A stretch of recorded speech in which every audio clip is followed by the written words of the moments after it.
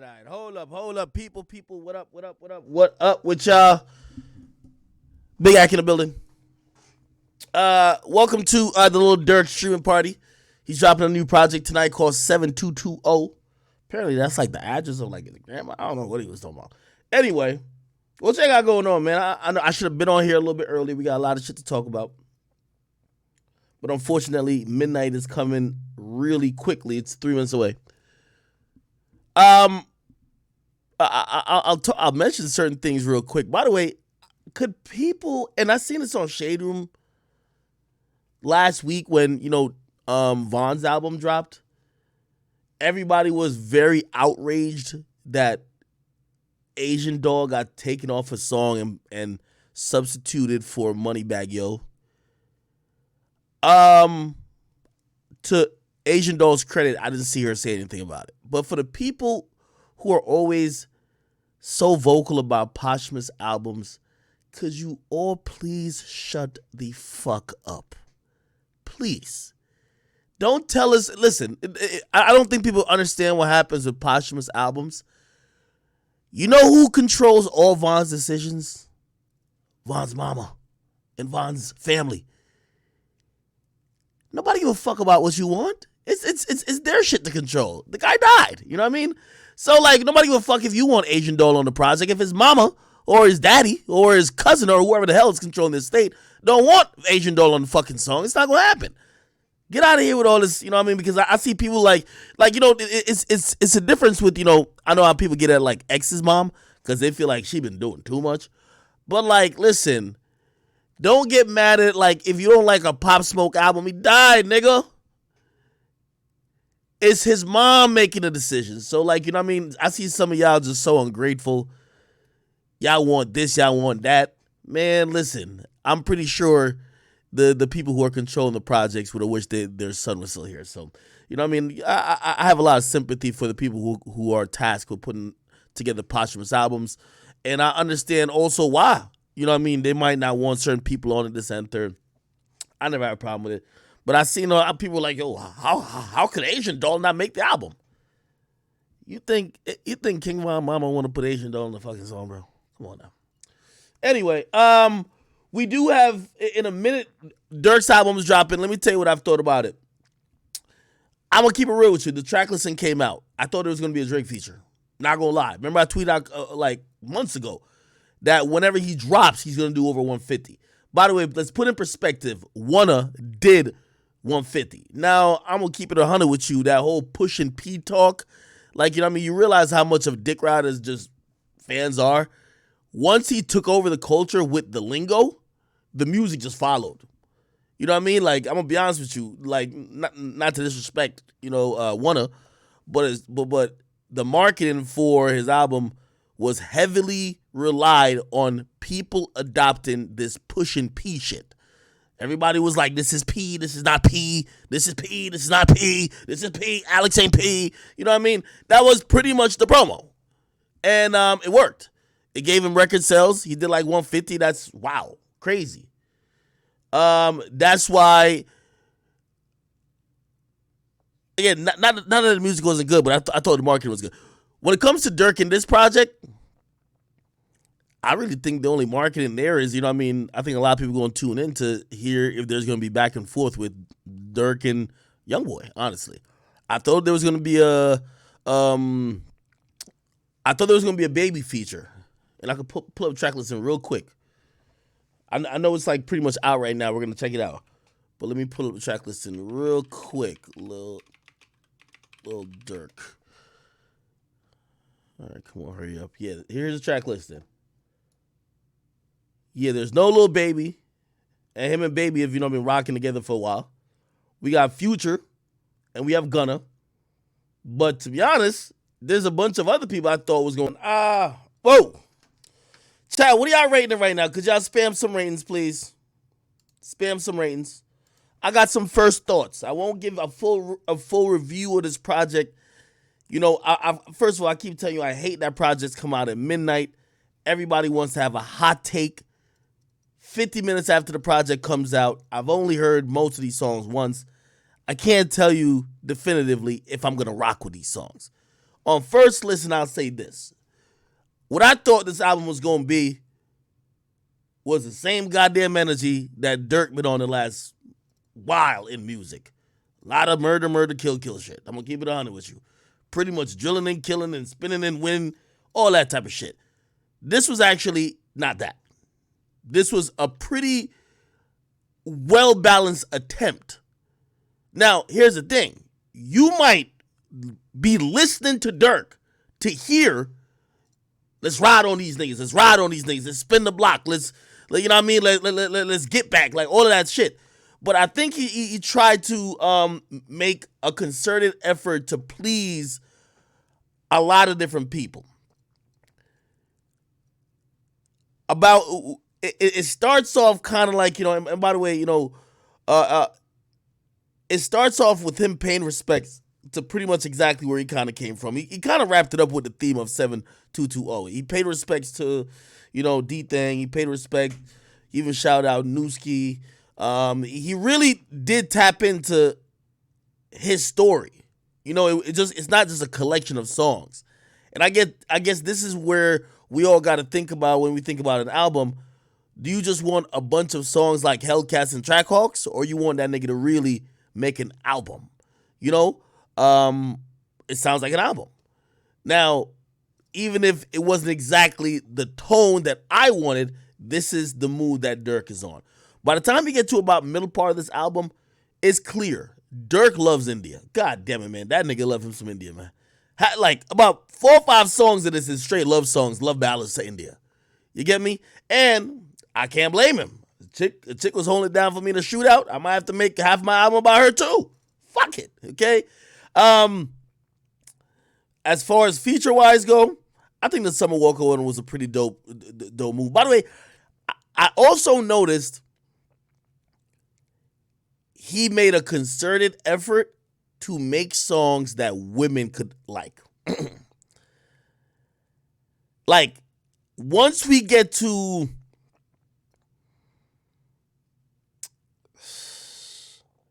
I kind of want to say like past like track 6.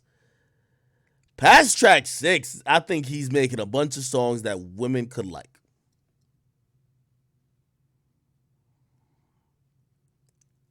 Now, if you came into this album or you're interested in this album because of this supposed back and forth with him and Youngboy, you're probably saying, what the fuck is this? I'm going to be honest. And by the way, for whatever reason, I thought he was going to have one song on there where he was firing up at Youngboy. That wasn't the case. Which, this is why Durk is smart in a way. Durk is a classic. He'll bait. He as I said, he defeated 6ix9ine with the same method. You know what I mean? He doesn't talk much outside of music. He kind of baits you into listening to the music to hear what he got to say. And then when he drops his music, he won't make his music all about this and you. He makes his music about him, and he might have a line or two where he's kind of going at you. But, you know what I mean? Look what he did on the Please Don't Play That Little Boy in the Club because we don't listen to rats. You know what I mean? Again, he hit you with one line. You know what I mean? So I think Durk he's pretty smart with that. I think he also baited all the attention to this 7220 shit. That's why I think he also, think about this. If you listen to this album, there's nothing about this album, in my opinion, that says Durk wanted to be adversarial or like compete. Yet Durk was on Twitter talking about, I dare somebody to drop on my date. Nigga, this album's a pretty much a, half of it's about your girl. The other half is about like the homies that passed away. There ain't nothing for like niggas dropping on your date. I don't know.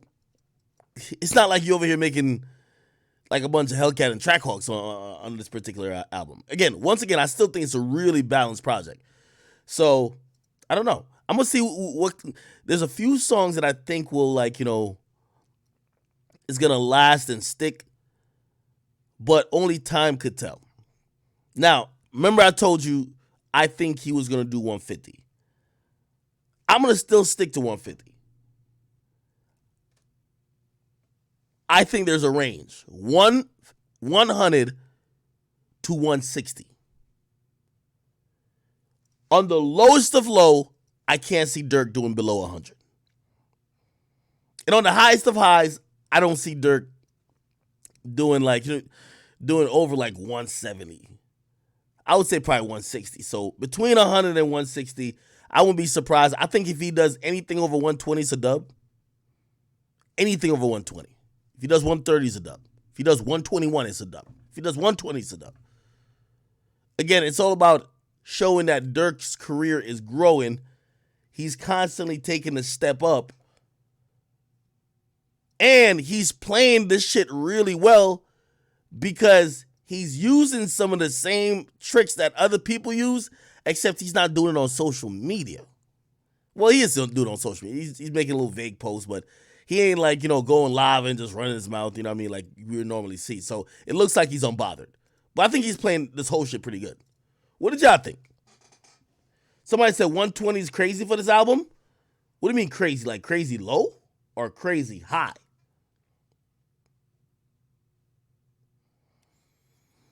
You don't think Dirk is that hot? I disagree. You think, whoa. So y'all think he's not even doing 120?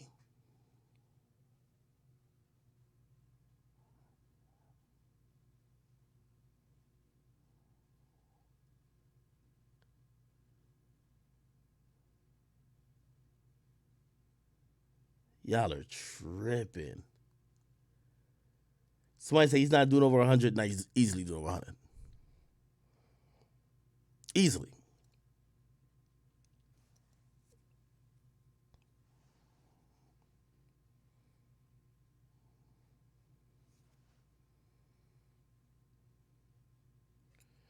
Some of y'all are saying, mid. Well, here's the thing, and this is the thing about saying mid so quick. The reason why also I'm not giving I think it's this or that is because I'm telling you, I think we thought that we're gonna get a different album. We thought we were gonna get a tracked out version of like what YoungBoy did with I Hate YoungBoy. We thought Durk was gonna go ballistic and diss every nigga, send mad shots, call niggas hella pussy. I think that's what niggas kind of, I turned it on for that reason too. I'm like, yo, Durk about to violate these niggas, man. You get me?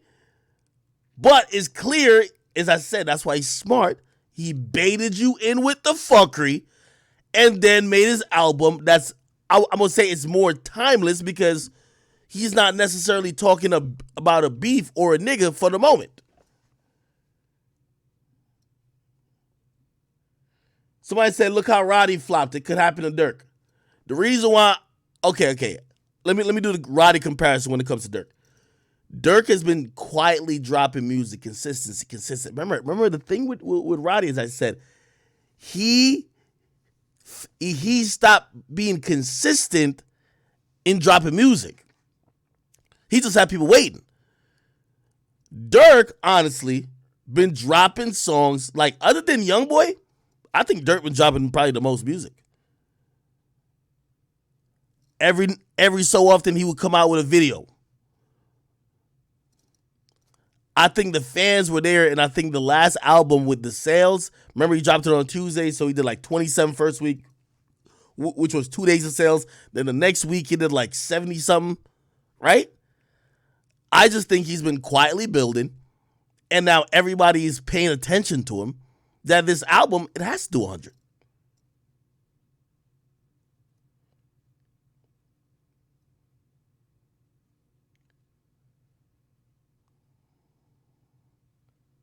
Somebody said, you think more drill would have helped the album? Again, if you ask me, I want that.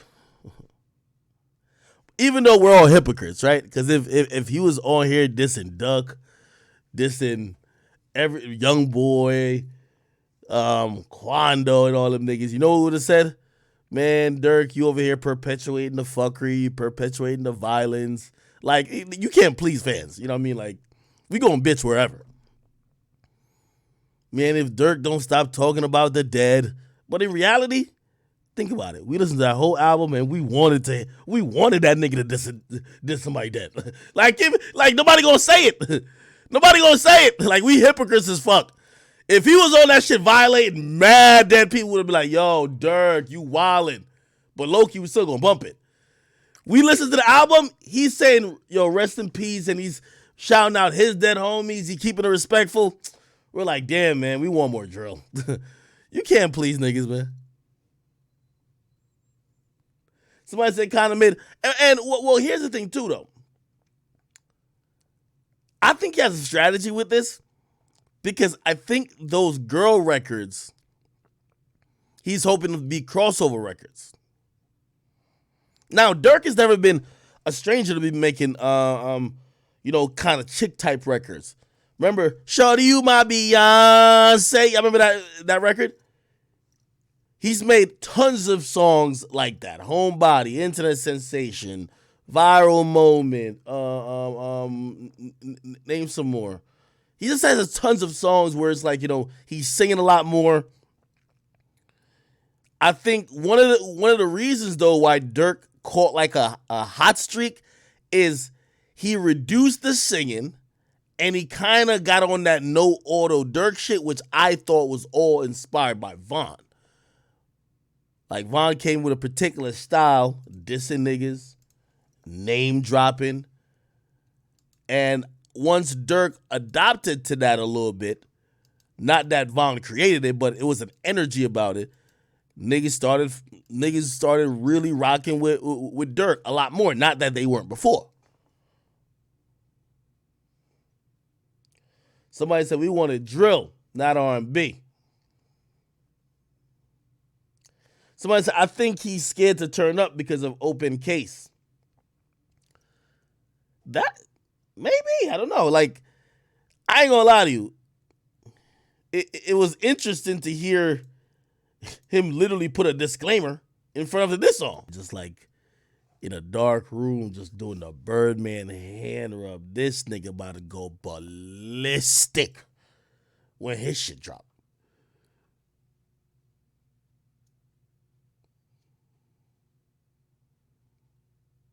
This nigga, Youngboy,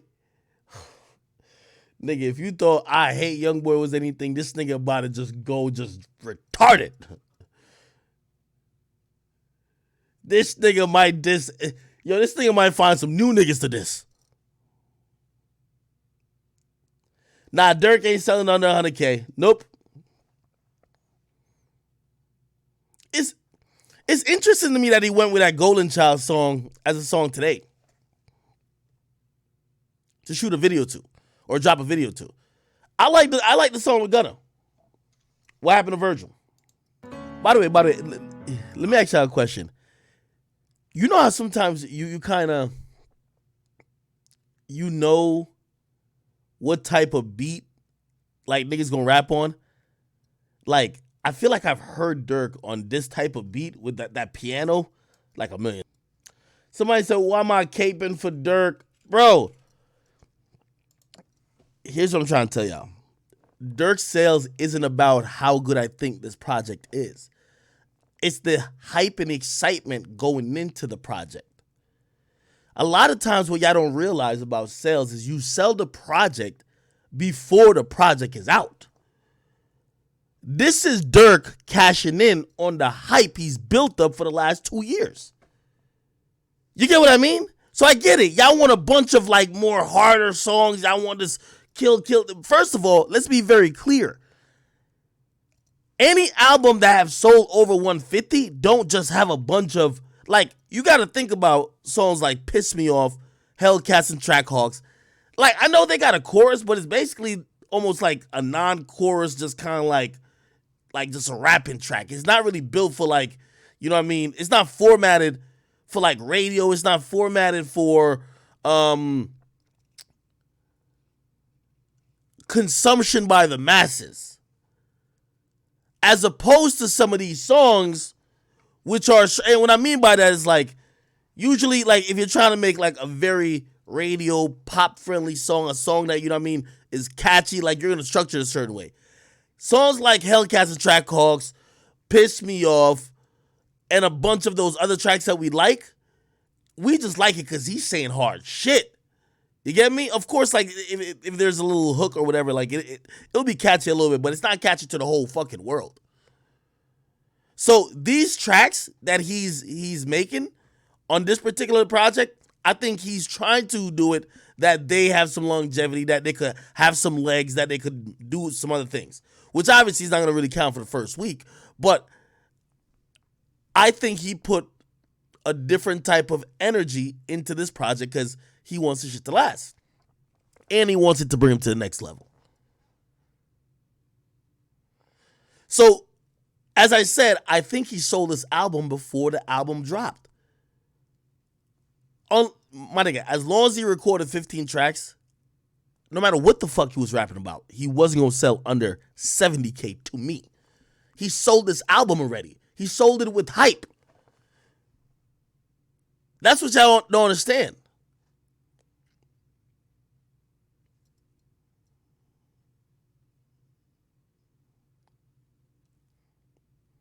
We've seen mad albums that maybe weren't that good, but it was already sold with hype before the shit even dropped.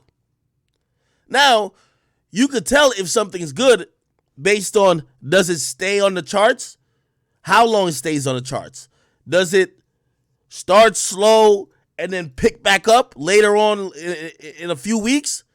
Or you drop it 1 week and then afterwards it just drops out of the top 10, drops out of the top 50, drops out of the top 100, drops out of the top 200.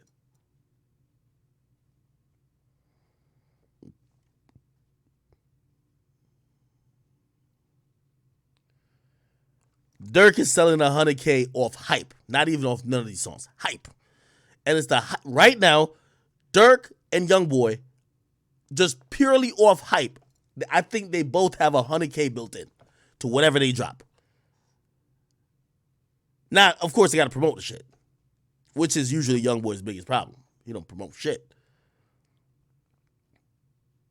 But Alamo, Interscope, they gonna turn up. Somebody said dick riding. Nah, y'all tripping. It's mid 60K max. Bro, you gotta be like somebody who just hates Durk. Maybe you're just a Youngboy fan, or maybe you just like 6ix9ine or something like that. Bro, like you gotta be delusional to think that he's selling 60K. Are you crazy? Somebody says Durk should have given you an interview. I'm not tripping over it. And also, I'm gonna be honest with you. I respect him for. I don't know if I told y'all. Like, so Durk had hit me, and Durk said, yo, I wasn't gonna do press for this album. You know, I'm gonna tell you exactly what he says. I wasn't gonna do press for this album, but I had promised Gilly an interview from a year ago, and I did it. And he said, if I do any more outlets, I'm gonna make sure I sit down with you. But I really wasn't trying to do press. And I'm gonna be honest with you, like again, I gotta believe him and take him on face value, bro. Like, you know what I mean? Like, I'm not gonna be the entitled motherfucker. You get me? Also, here's one of the things where I'm humble enough to respect that he at least gives you an explanation. Most of these niggas won't even give you an explanation. You get me? So the mere fact he even tried to explain, like, yo, bro, honestly, though, I wasn't going to do no interviews, whatever. I did that, you know what I mean? And also, I get it. Like, I think he wanted to do the Chicago look, the Chirac look. I think they went to shoot that in Chicago. Gilly and Wallow went there. I think that's dope. I get it. The mere fact that, again, put it like this, and I talk about Durk and I compare him to like even his peers in the game. Like, think about this. Nigga, I had hit up Keith. Nigga, Keith wouldn't even respond. Until I went off, he wouldn't even respond. At least Durk gonna deal with you like a human, be like, all right, yo, bro, blah, blah, blah, blah. And I think that's why he's winning.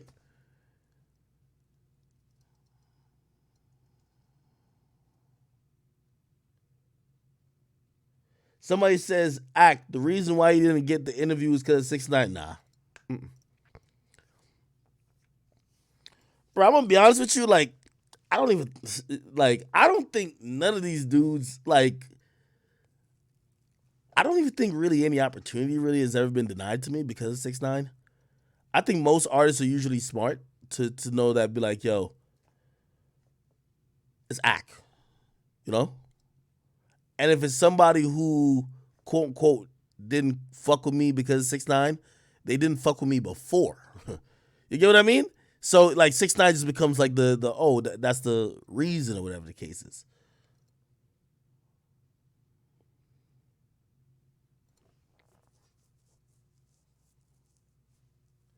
Somebody said, "Nah, fuck that act. He was using you and he wanted hype." Well, I mean, hey, I try not to look at stuff like that. And by the way, again, I don't feel, I don't feel like, you know what I mean.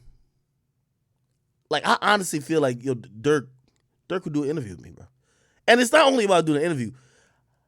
I see I see Dirk genuinely, despite what I post, and you see that's another thing too, right? It's not all about an interview. Despite what I post like young boys saying some really bad stuff about him and his family, him and his people, this and third.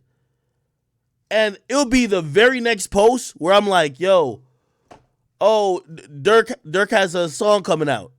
And Dirk is in the comments. He's in the comments. He supports the platform. So you got to be honest, like, you know what I mean? I get it, like, you know, a lot of people are with the interview shit, but what I'm trying to say is, like, he clearly supports the platform. You know what I mean? So it's like, to get bent out of shape knowing that, you know, we'll definitely get a chance to do some other shit. And we've done stuff before. Okay. All right. Y'all really want me to like? Nah, I'm not upset at Dirk, man. I'm not, man. Listen, put it like this: I would feel a way if I see 5 more interviews pop up and he ain't hit me. I would, but bro, he did one interview. I understand, like sometimes, like shit. I don't really do podcasts. And by the way, like I'll give you an example, right? Yo, you know, it's been years that I had like promised, or like not promised, but I told Vlad, I was like, yo, Vlad, yo, I'm gonna lock in with you. I don't really do like a lot of interviews like that, but I'm gonna lock in with you to do a Vlad TV interview. Now, you know, obviously people have whatever they think about Vlad, but like he's been cool with me and I wanted to do it, right? I did No Jumper twice. Um, I did Flagrant 2. I did that. And every single time, Vlad always hit me up after, be like, yo, Ak, what's up? When we gonna lock in? You know what I mean? Vlad comes on my platform. It took a couple years, but of course, when the time came, nigga, of course I had to go do an interview with Vlad because he showed me nothing but love, and I promised him from years ago that I was gonna do some shit with him. So listen, I understand that type of shit, man. I don't get bent out of shape. Somebody say I'm kind of tight. No, I'm not tight. Yo, y'all are bringing it up like I'm not tight. Yo, from where Dirk came from, and by the way, I always tell people this when people like, yo, Dirk probably don't like you or don't fuck with you or whatever. Dirk will tell you too. When Dirk wasn't that popular, and you know, he was going through a Def Jam. And I remember like he used to kind of like DM me stuff like, yo, Ak, you could post this. A lot of them did, right? Like Reese, Dirk, few of them. And I said to Dirk, I said, Dirk, listen. And that's how I'm gaining a lot of steam in terms of platform. I literally, and he'll tell you this. I told him, I said, listen, I don't care where I get to in my career. Remember, this is Dirk just getting dropped off the label. I said, I covered you guys in Chicago, and it definitely helped with where I've brought my brand to. I will always post y'all niggas, even if nobody fucks with y'all music. And that time they were still making more Chicago centric songs. Me and him, we chatted for a bit, and he's like, "Yo, Ak, I fuck with you for that." That's why every time when he asks, he say, "Yo, Ak, you want can I what he said? He'd be like, yo, you want to play 2K when my project drop? Blah blah. We could just whatever. Like it's kind of like a listen party. I'm like, yeah, let's do it, nigga. So I don't feel like I feel like I'm talking about this. It makes it feel like I feel that way. Is y'all keep bringing it up? Y'all keep bringing it up. I fuck with Smirk, man, and that's why. By the way, I think that understanding is the reason why Dirk know that not because I'm posting YoungBoy or maybe YoungBoy dissing him. that I don't fuck with him. And that's why when y'all say, "Oh no, 6ix9ine," no, like, bruh, whatever he has with 6ix9ine is what he has with 6ix9ine. You know what I mean? And same with YoungBoy. You know, I try to stay out of those type of situations. Anyway, what do y'all like? Let's keep having some thoughts about the album. He's about to drop an OTF joint project after this.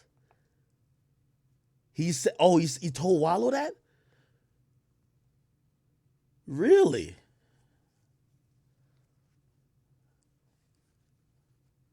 A OTF joint project. He had dropped one of those before.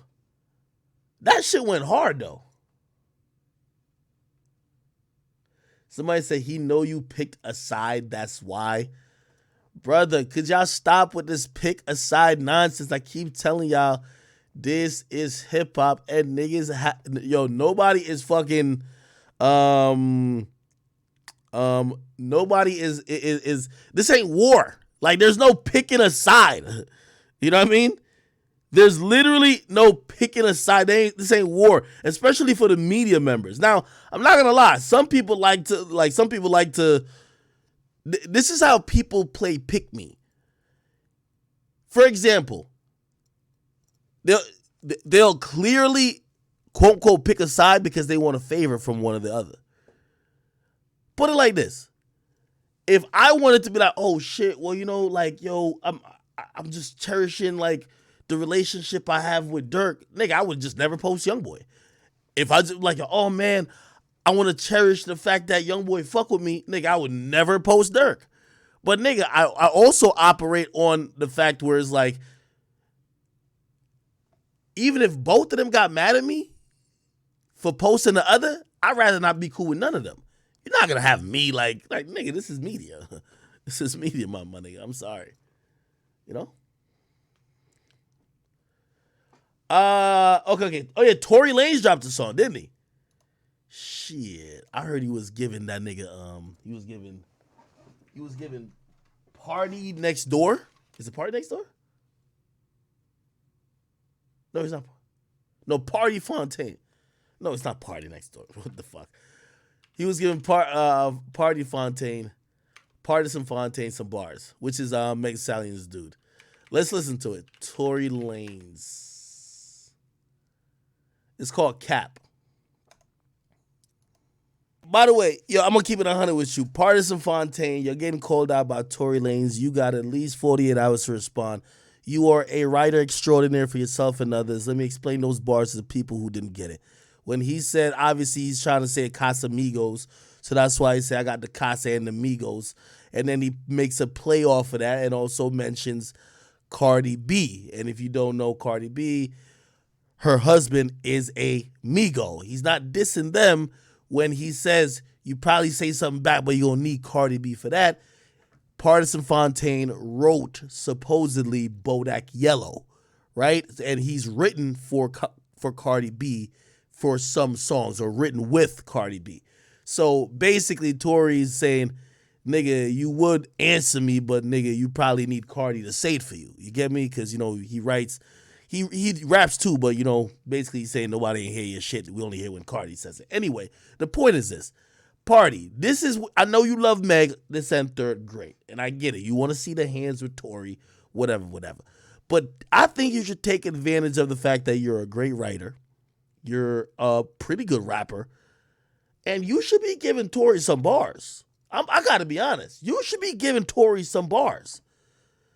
You're writing for mad other people. Now a nigga is dissing you and your girl.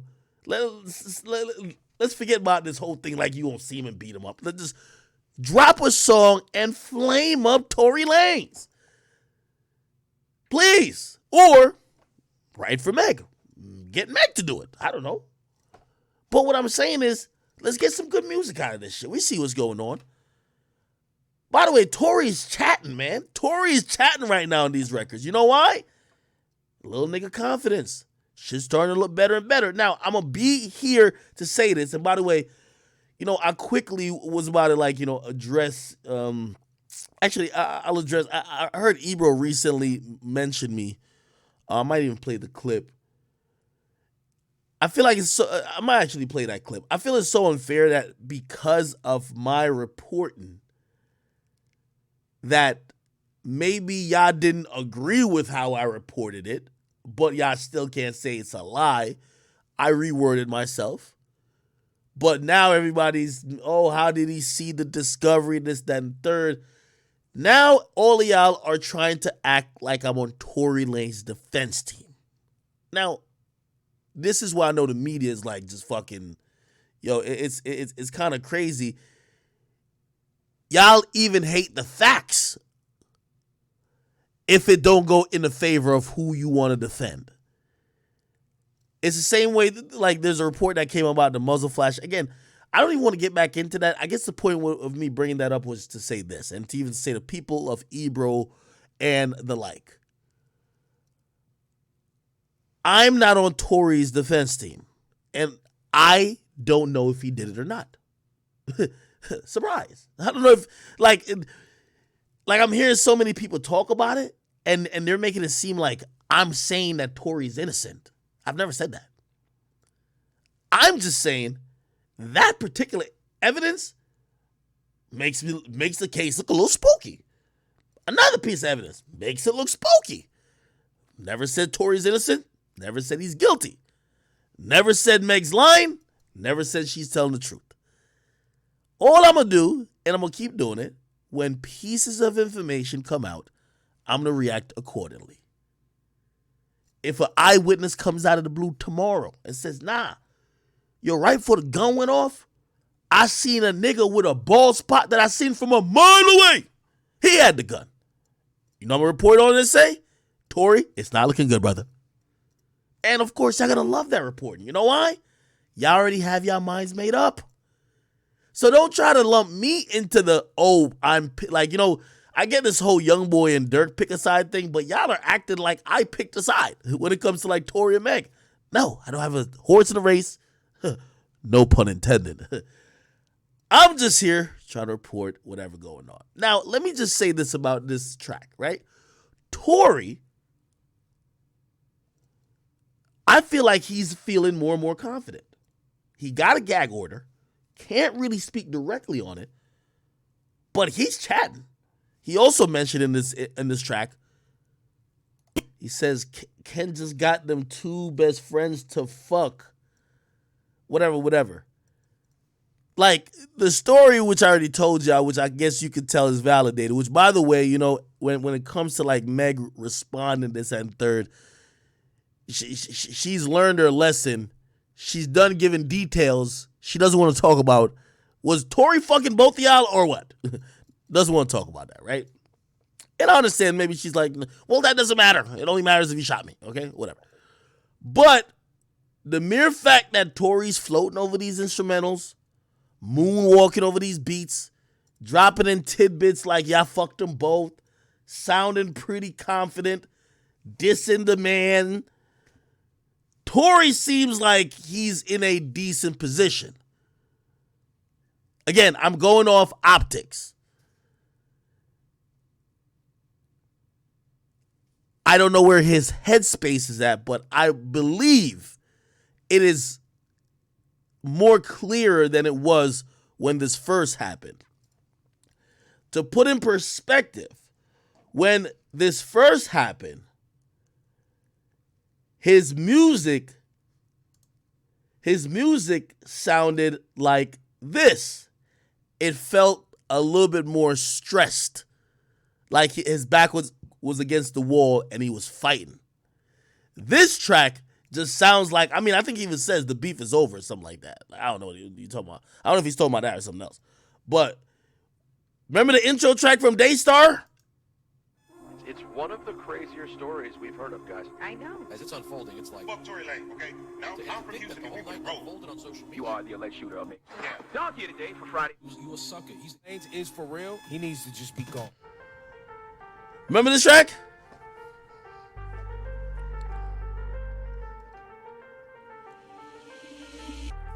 And by the way, let me add this one last tidbit for Mr. Ebro. As he tried to, he said, because he said something I agree with. And matter of fact, let me play the clip, actually. By the way, salute to my, my beautiful sister, Nadeska.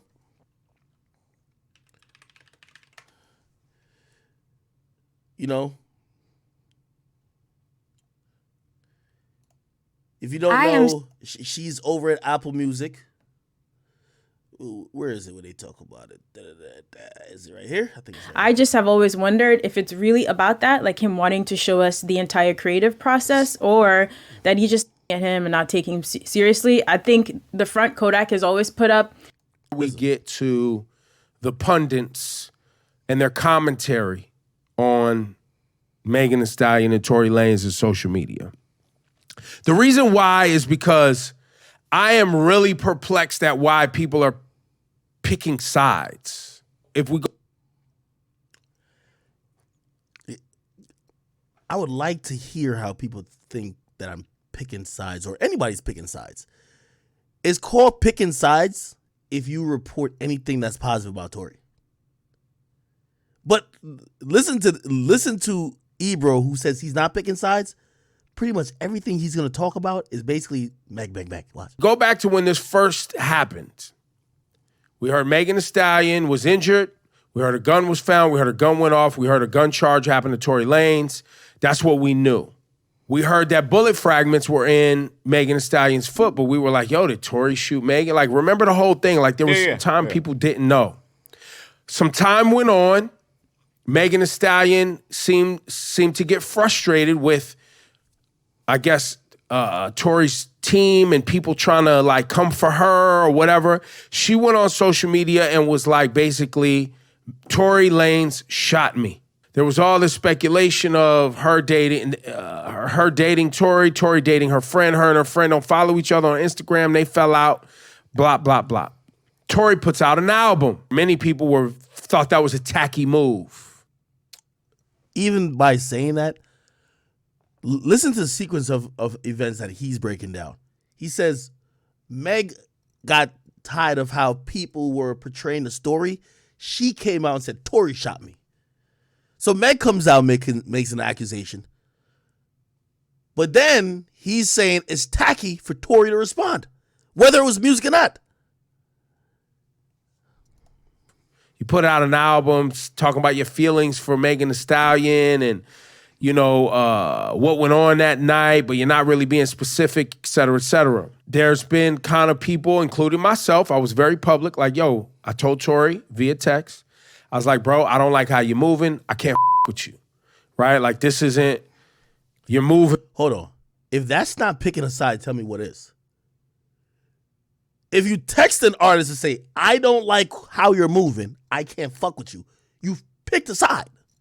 You've picked a side. Not picking a side would be, I'm going to reserve judgment and I have nothing to say.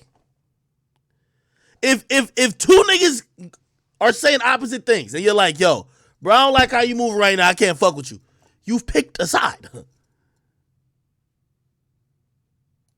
Funny, like, why would someone get injured? A woman was injured in and around you and you put out an album? Like, I don't see that as like album like material, like you would try to like exploit that scenario.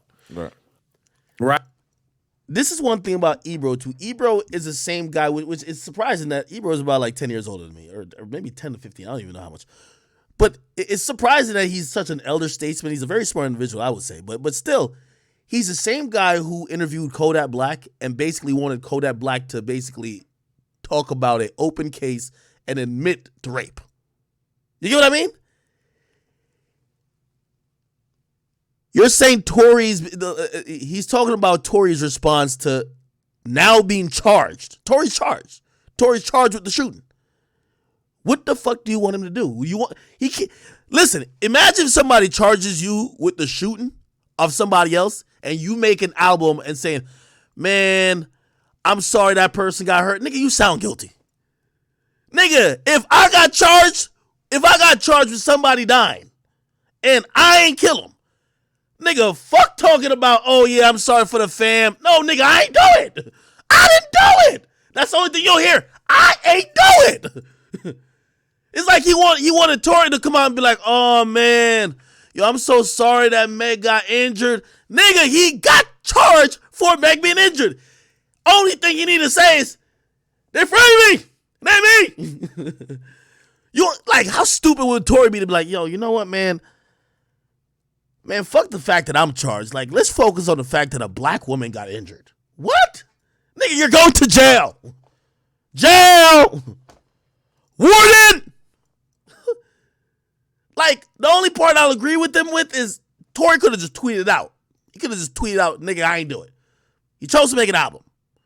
And try to, like, explain certain shit and then get at certain people who were, like, isolating them.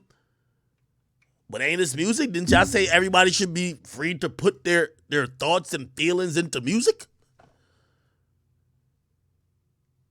It's just not cool no more when Tory does it because we just want to hear that nigga say he's guilty. So let's think about who's picking sides. You text the nigga saying, nigga, yo, don't even hit my phone no more. I don't fuck with you like that. Nigga basically said, I picked my side already. Right? Like, and so then we start hearing all of the stuff about it. I know that a woman was injured and a gun was found. I know that reports came out that she had gun fragments in her foot. She said that. She had bullet fragments in her foot. She said that she didn't want to implicate Tory Lanez, but she felt like she had to because people was coming for her. Hold on. By the way, when you're talking about not, and this is, play this. You hear he's saying certain facts, but this is what I'm talking about when people say they're not picking sides. If you're going to talk the facts, talk all the facts. Yes, Meg came out and, okay, we heard bullet fragments at one point. Meg came out that she wasn't going to she said she wasn't going to say it was Tory. Then she came out and said, it's Tory. But what's the other facts that you also have to put into the air when you're discussing all the sequence of events? Meg then came out and said, my back was turned. I'm sorry, that's going to cast doubt. I'm sorry. We're like, anybody who hears that and has maybe 1% doubt or says, I don't know what's going on, maybe he ain't do it. Bro, that's actually a fact. They don't talk about this. Nobody, you know why? All these dudes is virtue signaling. Oh, we gotta protect Meg. We can't even like use our brains and say, yo, just part of the story ain't sound too right. My back was turned, but I know it's him. Fast forward to now, the case. Look, see? Fast forward. See, look, all right, you want me to tell you the facts that he's now admitted? Acting like, yo, oh, it's basically no doubt that Tory did it, right? That's what he's basically saying. Meg basically pointed him out as the shooter, blah, blah. Okay, let's mention a few other things. Meg also said her back was turned when she got shot. However, she saw who shot her. Okay. There was a story that came out about the bullet fragments are missing. Okay. Okay. There was a story that came out about the muzzle flash being closer to the best friend. This is from the one eyewitness. Okay. Does these things not matter? Do they not factor into the story? Again, it's not picking sides. It's just analyzing everything. Unfortunately these days, this whole protect black women thing has turned into, if she said it, fuck the facts. That's what it is. She said it, fuck the facts. If she said he did it, fuck the rest of the facts. And all I'm saying is her making that accusation, not gonna lie, I was like, damn, that's pretty direct. I want to believe her. But then I hear something else, I'm like, sound tough. Then I hear something else, I'm like, So if anything, I feel like I'm more impartial than these dudes. These dudes already made their mind up. You already texted one of the niggas like, yo, bro, I can't fuck with you. And you're not even analyzing or thinking about anything to the contrary of what Meg said. This is actually taking place. There's no public allowed in the case. Like, they're not televising the whole and you have... Okay, for Ebro and everybody that keeps asking, my name is Akademiks and I'm the greatest journalist that's ever lived in hip-hop. Ever. The same way how y'all blindly believe TMZ, y'all gonna sit here and do the same with me. Okay? Reputation, that's why I went at Meg. Don't play with my reputation. My reputation is untarnished. I don't make up lies. I'm not Trasha K. When I tell you I seen the discovery, I seen it with my own 2 eyes. Y'all gonna either have to take me on face value, or now it's a situation between me and y'all. Y'all just saying I'm a liar. Y'all listen to TMZ all the time when you know what I mean? Now it's all about, oh, if it's not public record, it shouldn't be reported. Nigga, TMZ reports shit that is not public record for a whole business. When they say our sources at LAPD, it's not public record. That's a cop that got paid off and told what's going on. This is not like, I don't know when, everybody got mad journalistic these days. Like, as soon as it happened where I reported something that they don't like, they're mad journalistic. Wait, how, this was not seen in court. It's not opened up. Well, I'm giving you an exclusive that I am the only one privy to. They're mad at that. But let TMZ put out right now, hey, I don't know. It could be whatever case. Oh, sources say there's a gun that was found. Blah, blah, blah. In whatever case. They'll go with that shit like it's gospel.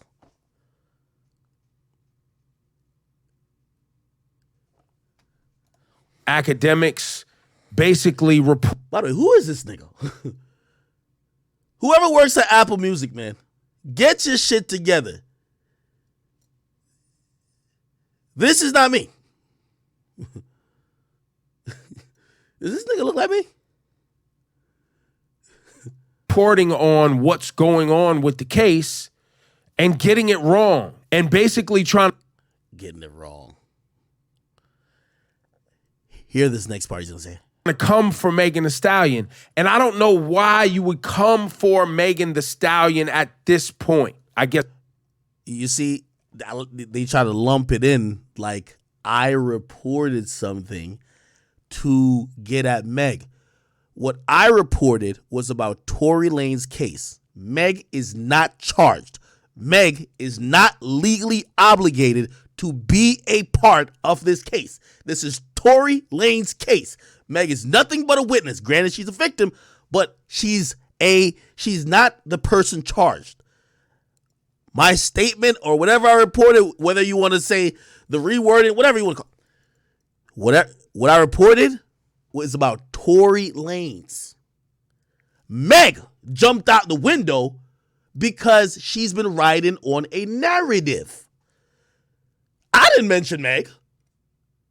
I didn't say Meg's lying. Meg felt offended by what I said was a piece of evidence in Tory's case. So she said, this guy is on payroll. This guy is lying. This guy's making shit up. And then she besmirched my name by saying that I'm not Big Ack. Sorry, she crossed the line. Nobody wants to talk about the sequence of events in the right order. If Meg had not tweeted that, or not tweeted directly at me, I wouldn't have violated Meg. But when she started to come for my integrity and credibility, I would do it to anybody. I would do it to any rapper.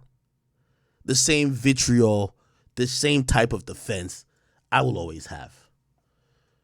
This is what I don't understand. I don't get it. I don't understand it.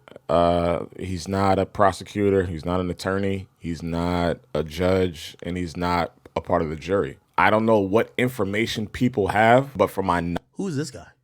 knowledge, this information is not public. This happens all the time. This happens all the time.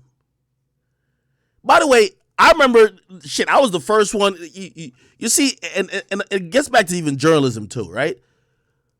These motherfuckers, they respect TMZ. And they respect outlets like that. Somebody who they already don't like, which is me, they're saying all these dumb... Nigga, it was an exclusive. Nigga, I seen the document that you're not going to see. Yeah, maybe y'all just either won't put in the work to go see it, which you could go see it. Well, not really. You'd have to know somebody. But the point is, when did reporting mean it has to be public? I broke that 6ix9ine got locked up for a RICO charge 12 hours before anybody else reported it. It was true. Who gives a fuck how I got the info? It was true. It was true. What you think? Like, this is why we all ain't the same. I'm going to get the shit. I'm going to get the info. I don't play fair when it comes to this journalism shit. Nigga, if I could have, people told me about this Freddie Gibbs getting his ass beat in Prime 112. Nigga, I got a couple of bucks. If I could have paid for the footage, I would have debuted it on stream. It's Big Act. That's what I do. Y'all lazy. Oh, it's not public. Duh. That's what separates Big Act from y'all. Oh, well, y'all lazy. I'm gonna get the shit. Nigga, if I could go steal the lab results, I'll steal it. Fuck it. I'm gonna get the shit. It's Big Act. I gotta go get the shit for the people. What they really just want to say is that we don't appreciate. Yo, by the way, you know what's so funny? If I came out, right? Let's call a spade a spade. If I came out and I had said, right? Yo, according to what came out in court and what and discovery that I've seen, Tory's DNA was indeed found on the gun, they wouldn't even bat an eye. They wouldn't even ask no questions. Guilty! Bro, they're not mad at really how I got the info. They're acting like it's unethical type, like all these and all these other things. Huh? Nigga, go to TMZ. They literally report all day long on shit that they have been privy to in discovery. That's how they write half their articles. Somebody leaks them a document that ain't public. That's why they got the exclusives. Nigga, Radar Online. Today they announced 2 shows getting canceled. The Real and the Nick Cannon Show. You know what they said in both articles? The crew has not been notified yet. You know what that means? So if the motherfuckers who are getting fired don't even know they're getting fired and you're breaking the news, it wasn't public. You're making it public. You have a tip. You have a credible source. You have seen some shit. But now, because y'all have a narrative that we must protect the victimology of Meg Thee Stallion, none of those things can apply. I would rather, and here's a sucker part about it. These dudes can't just call me out. And what I mean by call me out, they want to say, Ack, you're lying. The whole it's inconclusive shit is just not true. You're making it up. But they know I saw the shit. Like, they know I saw it. So they can't really say it's not. Oh, no. They actually still say it's not true. But they're going to say it's inaccurate because instead of you putting inconclusive, you said not found. So they're playing semantic games with me now. They're playing like journalist semantic games. You said one word, it should have been that word. And that word don't really mean this word. It's journalist games. I'm like, huh? Just admit it. Y'all just want to hear the news y'all want to hear. Y'all want to hear Tory is guilty. Nigga, I might do this as a test. The next time Tory's in court, I'm going to just tweet out, breaking, Tory Lanez found guilty of shooting Meg. He will be sentenced to 20 years. I guarantee all these niggas retweet me. They won't even bat and they won't even ask the question. Finally, we do it. They only want whatever that they are saying is facts to support what they already believe. But they're trying to say they're not picking a side.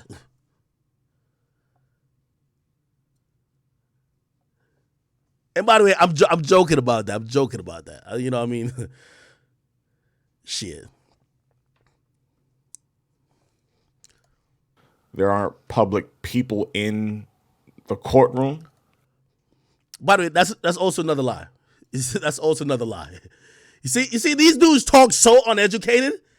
They talk so crazy uneducated, but they'll be getting at me talking about, I don't know what I'm talking about. You could attend Tory's trial. It's a criminal hearing. It's open to the public. Now, what that particular court rules, a criminal when a criminal case is going on, unless the judge specifically closes it off to the public, you can attend. Now, granted, this is in LA. They got all type of COVID protocols, this and third. They're doing a lot of stuff virtual. These days, if you want to go. You could actually, which by the way, I already put in for the next trial date or pre-trial date. Hopefully they don't postpone it. They're giving out virtual links. So you could attend the trial virtually.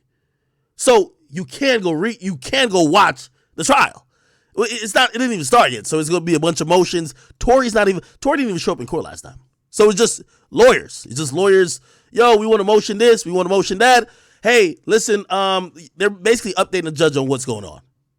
So all these dudes who's so critical of my information, they have zero knowledge compared to me about this entire case.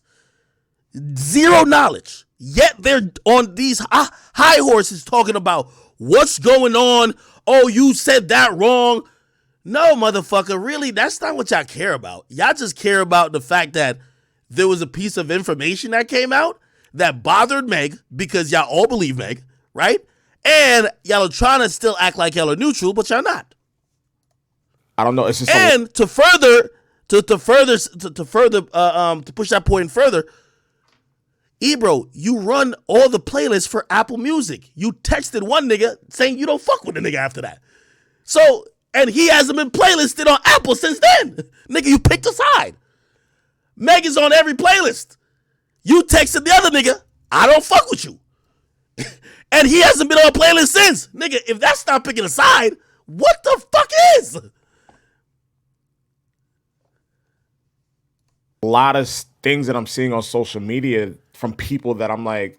And by the way, like this whole yo, Ebro, you picking a side is more powerful when you do it with your actions and deeds, not with your words. You picked you picked the side that was opposite of 6ix9ine the moment you wouldn't playlist his music either. When you refuse as a global head of hip hop, that's your title. That's what it was announced in the media. When you refuse to playlist a particular artist, particular artists, you have picked a side. The reason why YoungBoy dissed Apple is because when Quando Rondo drops, not that he's a huge artist, but Quando Rondo, no cap, and few of the people in the 4K tray, little world, NBA world, they don't get playlisted anymore from what I've heard. From what I've heard, granted, they weren't getting a lot before, but they don't get none now. That's what I've been told. However, Durk and Durk's derivatives still get playlisted.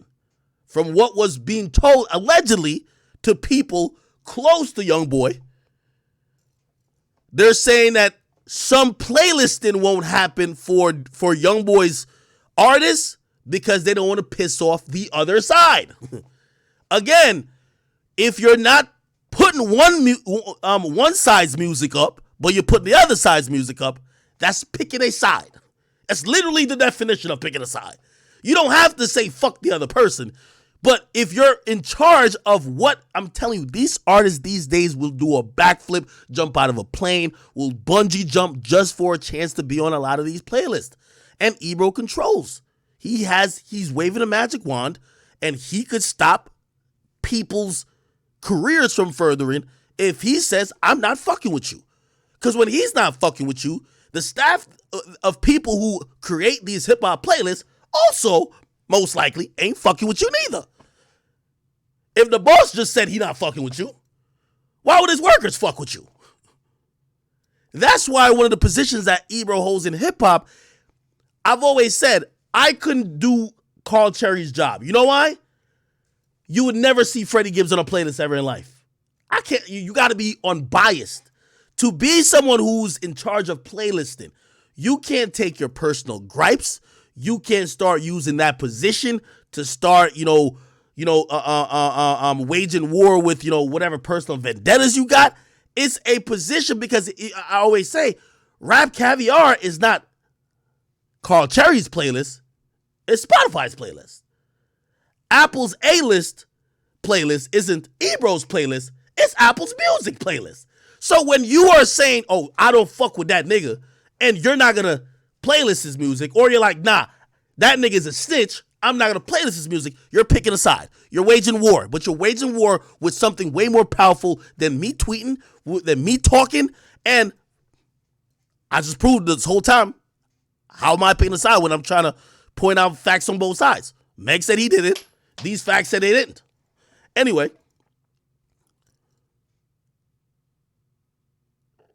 Tory's not on any of these playlists. The reason why Apple Music gets dissed by YoungBoy is because YoungBoy's artists don't get no playlisting now. How would you know? Because so to be I don't know who this guy here is. He said, how would I know? I'm the greatest journalist you've ever seen. I went from recording videos in my car to $1 million mansions and a lot of shit, my nigga.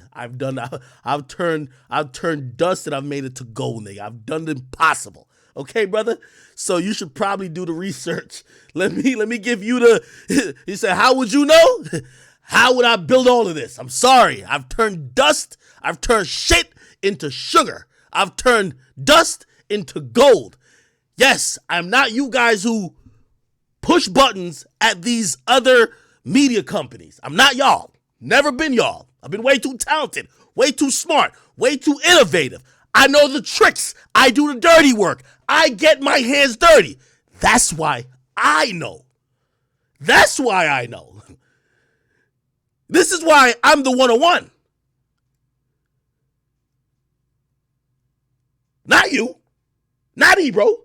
None of y'all. I'm the 101. So when you're saying, how do I know? How did I turn dust to gold? There's a couple of magic tricks that if y'all all could do the same tricks as me, y'all would be me.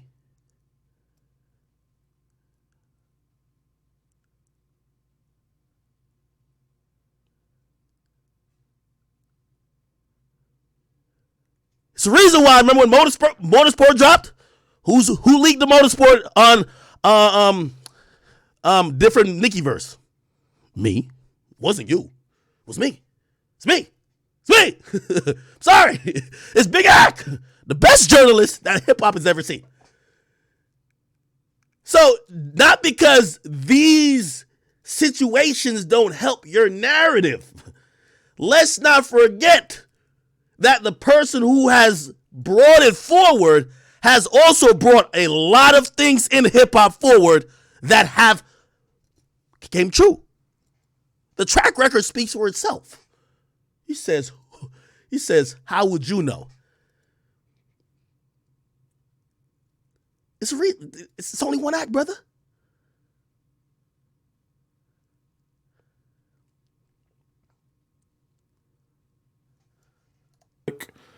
There aren't public people in the courtroom. Again, false. This guy needs to brush up on his information. There's press allowed. There's people allowed. Okay, whether it's virtually or otherwise, you got to take some maneuvering. You can't just walk into the court. Duh. But just like how even salute to Nancy Dillon, just like how when everybody goes off, remember, and I don't want to bash Nancy Dillon, but she was like, oh, there was no mention of DNA. Okay. She gets the court documents, the transcripts from the clerk. They type it up, salute to the stenographer, and it says, oh, they did mention DNA. How did Act know? Nobody likes to mention that part, huh? I don't know. It's just a lot of things that I'm seeing on social media from people that I'm like, how would you know? because It's Big Ack. Like, this is... like, nigga, I'm the greatest journalist you've ever seen. I'm the greatest. I'm the greatest, nigga. Nigga, I built a media empire by talking over a bunch of gifts. It's Big Act. I did the work. Y'all will catch up later. So to be clear, there was supposed to be a pre-trial hearing, right? And it got entirely postponed, but the lawyers were still in court talking to the judge. Is that what happened? Because there were two other reporters, I think, from Rolling Stone. Okay. And Tory's lawyer said that they were going to do some DNA, something or other. Yeah. And that it looked Yo, I hate when people are just like shooting the shit, but they're not coming. This is one thing I took pride on when it came to Everyday Struggle. Because to be really properly prepared, this is not a debate show. You need to like have your facts in order. So let's again speak about what happened in court. And I'll speak factually. I'll tell you what I know, which is a ACK exclusive. I have seen the discovery. I'm sorry to tell you. I've seen it. I've seen what, and what I seen, the lawyer made reference to. A couple weeks ago, the prosecutor, they ran all type of tests on the gun. They submitted completed DNA reports and results and other other tests with the gun, and they submitted it to the defense. It's in discovery. The defense looked at it, the lawyer looked at it and said, oh shit, this isn't a smoking gun in terms of, and no pun intended, it doesn't say Tory's DNA is found. It says it's inconclusive. They can't tell. What does that mean for the lawyer? The lawyer literally said it in court, and I believe Nancy Dillon put up the exact thing and said, listen, we're going to get, because remember, they're preparing for trial. We're going to hire a detective to go over what the prosecutor sent us. But all face value from what they sent us, it looks very, very promising, and we're pleased. You get what I mean? So basically, and this is like, let me talk now in layman's terms. The lawyer says in court, yo, it's kind of looking good in what they sent us with the gun. Like, it don't say my client really did it. You know, it's inconclusive. But we want to get our own expert. You know why? They want their own expert to go over the shit that if they go to trial, they're going to put their expert on the stand. You know what that expert's going to say? Or hopefully they're going to say, well, I did further analyzing the data, and based on this amount of probability, Tory's DNA isn't on the gun. Or we don't have a proper match. Regardless, whether, you see, they love playing the semantic thing. Whether it's ain't on the gun, we can't find it, there's no proof of it, there's no positive ID, there's a bunch of ways to say it. You know, they're gonna play semantic games. That detective that Tory's lawyer is gonna put on the stand is gonna fucking, hopefully in his situation, basically say it's not found on the gun. That's gonna be the expert. It's not found on the gun. Now, granted, the prosecution might put another expert to say,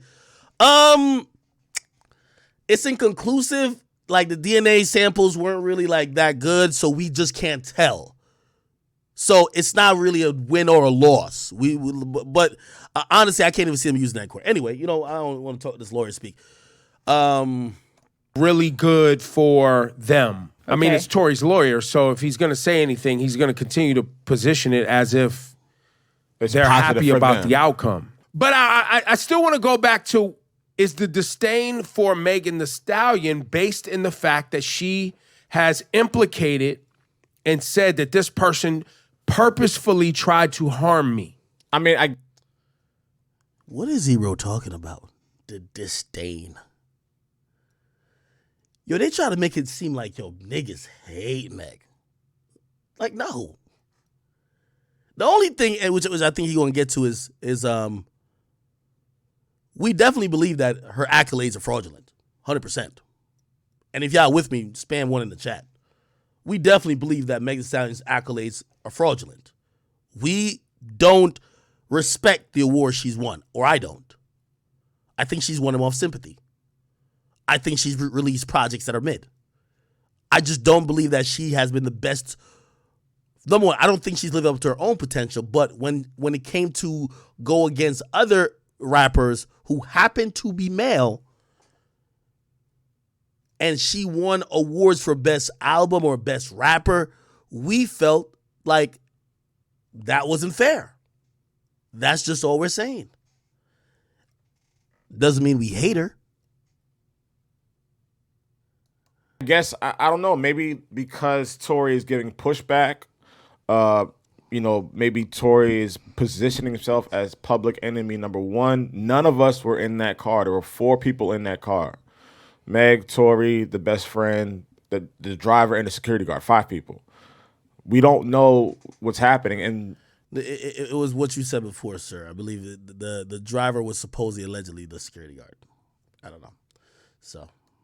But we do know that one person. Do know one person was. We know injured. that one person was but was very specific. The person who got the gun charge has not been specific and has been trying to exploit the moment through their music, which is a hard. I mean, wait.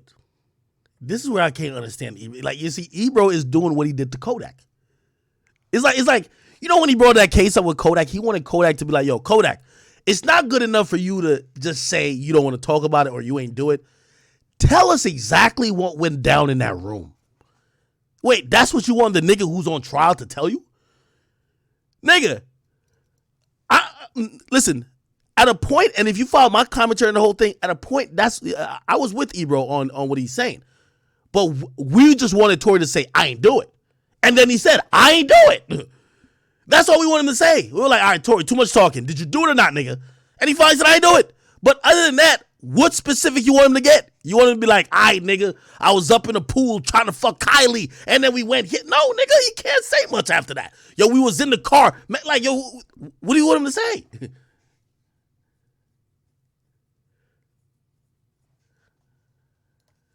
We've talked about this before on this show. I felt like that was a horrible decision. I felt like that was tasteless. I felt like that was vain of him. I felt like, that was just, and that was your friend or that was someone that you dealt with, and you still spun it to make it look like you're public enemy number one, she's lying, this, that, and the third. And it's like you've turned a lot of people on her in an event where she went through something traumatic. Right. And that just continued to get worse. That was the root of it. Yeah, you continue to pile on. You continue to do these things and say these things.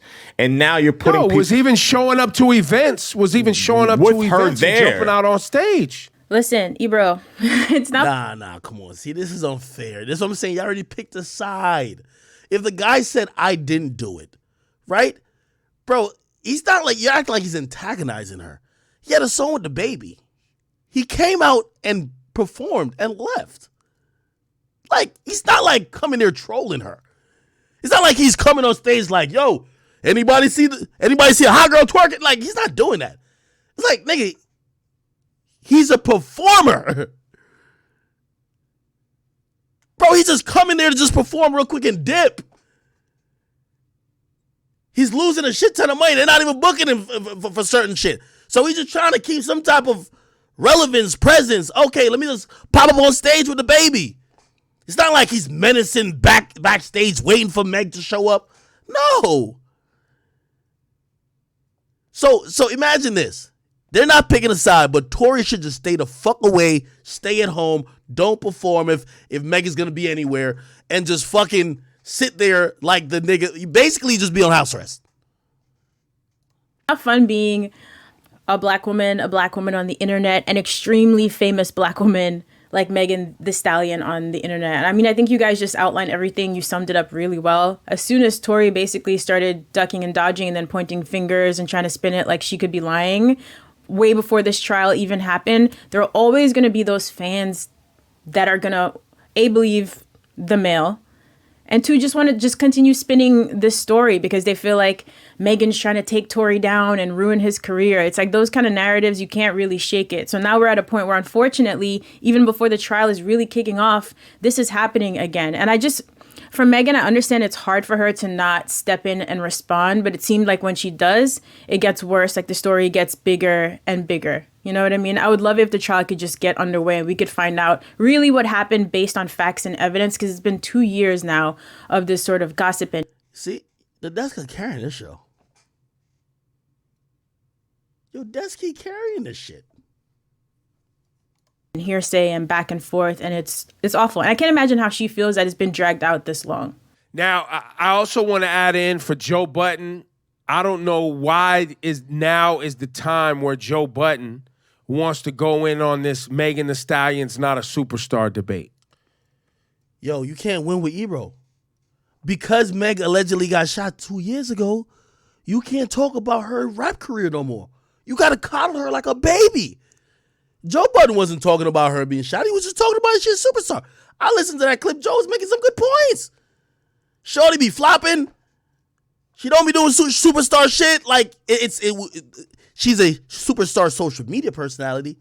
But what we would consider a superstar in terms of sales and all the metrics that we usually associate with superstar, I don't think she's there yet.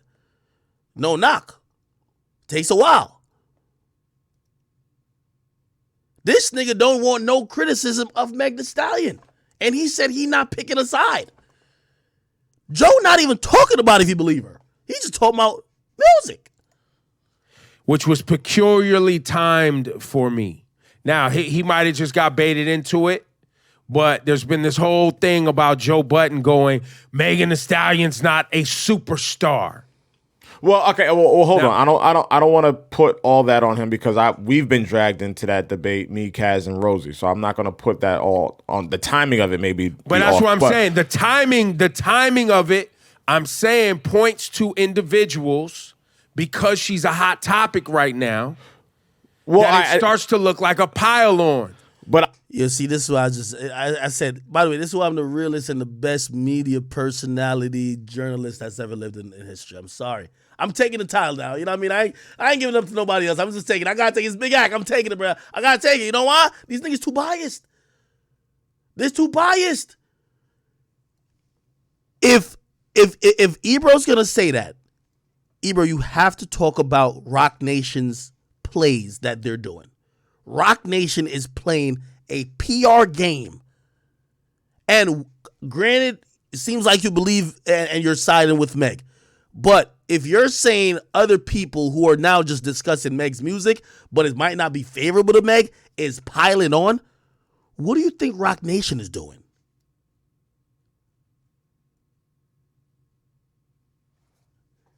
Towers, what up, man? Oh, you like that? What happened to Virgil track?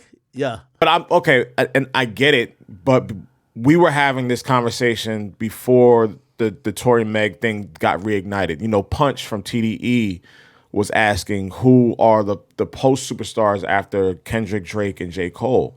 And that conversation has been brewing over the last 2 weeks. And like I remember I got into the conversation with a couple of my friends and we mentioned female artists. We mentioned Cardi, Nicki, Doja, Megan, we mentioned all those artists. And so that conversation has been dragging for a minute. And we even had a conversation with me, Kaz, and Rosie on our podcast about what makes a superstar, who is a superstar, who's not. Man, Meg ain't no goddamn superstar, man. Meg is an Instagram superstar. Music, she hasn't gotten there yet. And them fake awards, we ain't buying it. We not buying it, man.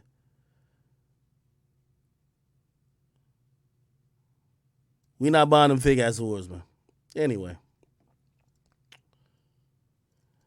I want to put an open challenge out there. Ebro, I like the fact that you say we should all be reserved in our judgment until the case is done. I agree. But I implore you and I wonder why that hasn't been the route that Apple Music has taken when it comes to playlisting both artists.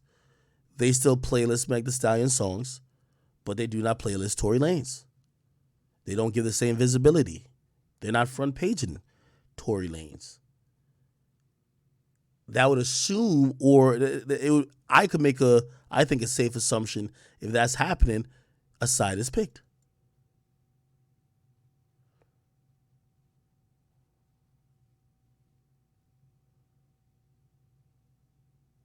Anyway. What else? What else? What else? What else, people? Oh shit. Jussie Smollett. This boy got 150 days in jail. And he over here talking like he the gay Tupac. I think that's what he said before, right? Got 150 days in jail. And by the way, good riddance. Niggas like him, Tasha K, or Trasha K, we gotta like start like, you know, it's hard for me to have sympathy for this motherfucker because just like Trasha K, you know you were lying. You got mad opportunity to back off the lie. And even if it was going to be embarrassing, you realize that it was getting more and more serious. The same thing with Trasha K. Cardi B hit you up and said, "Hey, that's not true. Could you remove that? That like you're actually, you know, you're putting out lies about me." You said, "Fuck no." More and more things happen. You kept taunting her. Then you get sued. Now you lose the case. You owe $3.8 million. Nobody's going to feel bad for you. Jussie Smollett. You're the same. You fucking beat yourself up. Put a noose around your own neck. Call the cops. And basically give an empire fucking recitation of describing the situation, trying to say it was a bunch of KKK dudes. By the way, at a time, you know how people are so, and we're going to talk about Trump in a second too. People are mad at Trump. They're like, yo, well, Trump, some of his words was, happened to incite that Capitol riot. So we need to police a nigga like that because his words, and if he gives out false information or if he says certain things, could lead to more violence. Well, that's Jussie Smollett as well. He was trying to stir up hate and division. He was trying to hopefully pit black people against white people and white people against black people. He made up a whole thing that the KKK basically came and hung a noose around his head. And he walked home with it or some dumb shit like that. Before he called the cops and he went to his house, took pictures, and then called the cops. Didn't even make sense.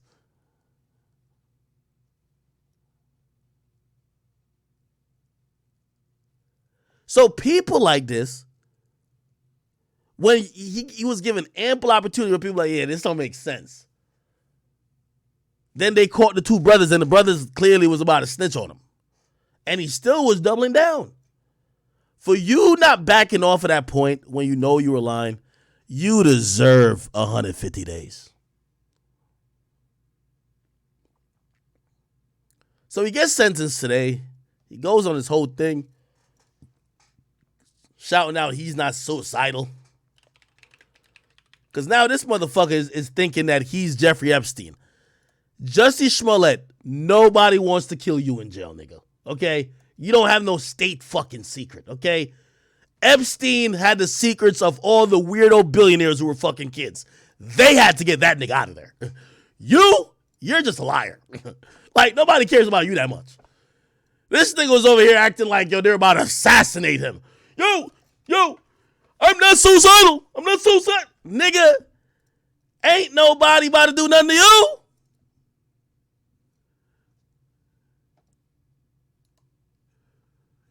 I am innocent. This motherfucker still saying he's innocent. They should have given him 300 days. I'm innocent. I'm sentencing you to 30 months felony probation, and the probation is going to be to this court. You're going to be allowed to travel wherever you want. You do not have to live in the state of Illinois. You can report by phone. I know that if you're going to try to make a living and do some of the things you do, you may have to go to other places in New York and Los Angeles. You can do those things. You will pay restitution to the city of Chicago in the amount of $120,106. Yes. You are fined $25,000, which is the maximum fine. And you will spend the first 150 days of your sentence in the Cook County Jail. And that will start today, right here, right now. Oh, shit. Yo, Rondo number 9 just doing a Birdman hand rub. Yo, when Lil J run into this nigga doing a savage bop in the cafeteria, holy. When D-Rose catch this nigga, holy. Mr. Smollett, though the jury found you guilty and I've sentenced you as I have the right to appeal the findings and rulings of the court or ask your sentence be modified. To do those things, you need to file a notice of appeal in writing within 30 days. You may also file a motion to modify your sentence, which would have to be filed in writing within 30 days. Anything not stated in those filings are waived for purposes of appeal. You cannot afford lawyers or transcripts. They would be provided free of charge. Do you have any questions? No, I would just like to say to Your Honor that I am not suicidal. That's what I would like to say. Okay. I am not suicidal. Okay. I am not suicidal. I am innocent, and I am not suicidal. If I Order the fucking court. You're a liar. Send this nigga to jail, nigga. You ain't no fucking Martin Luther King. Get out of here, nigga. Get this nigga out of here. did this, then it means that I stuck Yo, this nigga trying to do like, you think he's trying to earn a roll? my fist in the fears of black Americans in this country for over 400 years and the fears of the LGBTQ community. Your Honor, Oh my God, he pulled out the black community and the LGBTQ community as soon as they were about to put cuffs on his stupid ass. No, nigga, you a liar. You're only in the liar community, nigga. You a fucking liar.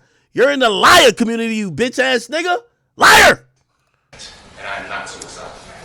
If I did this, then it means that I stuck my fist in the fears of black Americans in this country for over 400 years and the fears of the LGBTQ community. Your Honor, I respect You did, nigga. you and I respect the jury, but I did not do this. And I am not suicidal. And if anything happens to me when I go in there, I did not do it to myself. And you must all know that. I respect you, Your Honor. I respect your decision. Well, nigga, go on then, nigga. Go on then. Talking about you, nigga, we don't want it. This nigga trying to give a fucking speech. Nigga, get your ass one out of here, man. This nigga said, if I lied, I stuck my fist in the face of 400 years of black people and also the LGBTQ community. At least you know. Like, nigga, you're a fucking liar. Like, yo, this nigga is so fucking weird. You thought you was gonna get a come up from doing Empire, nigga? That fucking shitty show? That shit was comedy, nigga. Like, nigga, like, bruh, like, what the, like, nigga, that weird ass acting you was doing in that fucking show? Fuck out of here, nigga. He's still trying to give speeches. That weird ass show couldn't get you a come up, so you thought you were gonna be some oppressed victim. And then they found out about that too. I am not suicidal. I am innocent, and I am not suicidal. If I did this, then it means that I stuck my Nigga, even this fucking lawyer right here, she like, yo, this is embarrassing. We just defended this fucking liar. Look how she gets up. She's like, this fucking liar. Look at this. I am innocent. Look at her. And I am not suicidal. If I did Look how she stands up. She's like, well, this is embarrassing. this, then it means that I stuck my fist in the fears of black Americans in this country for over 400 years and the fears of the LGBTQ community. Your Honor, I respect you and I respect the jury, but I Nigga, look at this lawyer right here. Nigga say, yo, just make sure my check come in, you motherfucking liar. This nigga he not even in the you can tell he done lied to his own lawyer so much they're like, take this nigga to jail, man. This nigga's a fucking liar. I am not Look. suicidal. I am innocent and I am not suicidal. If I did this, then it means that I stuck my fist in the fears of This nigga on his computer probably checking like Tinder or some shit like that, man. Like, fuck out of here, nigga. Fuck out black of here. Americans in this country for over 400 years and the fears of the LGBTQ community. Your Honor, I respect you and I respect the jury, but I did not do this. And I am not suicidal. And if anything happens to me when I go in there, I did not do it to myself. And you must all know that. I respect you, Your Honor. I respect your decision. Jail time. I am not suicidal. Okay. Get this nigga out of here, man. Sorry, man. Boy's a liar. Anyway. Did y'all see that? The Full Send podcast, they did some shit with Trump. I don't even know if I should play this shit. Trump full send. And the shit got like 6 million views the first day. They deleted that bitch. No cap. I don't even want to play it on here. I don't want them to delete my shit too. Yo, basically these days, and this is what we realize, man.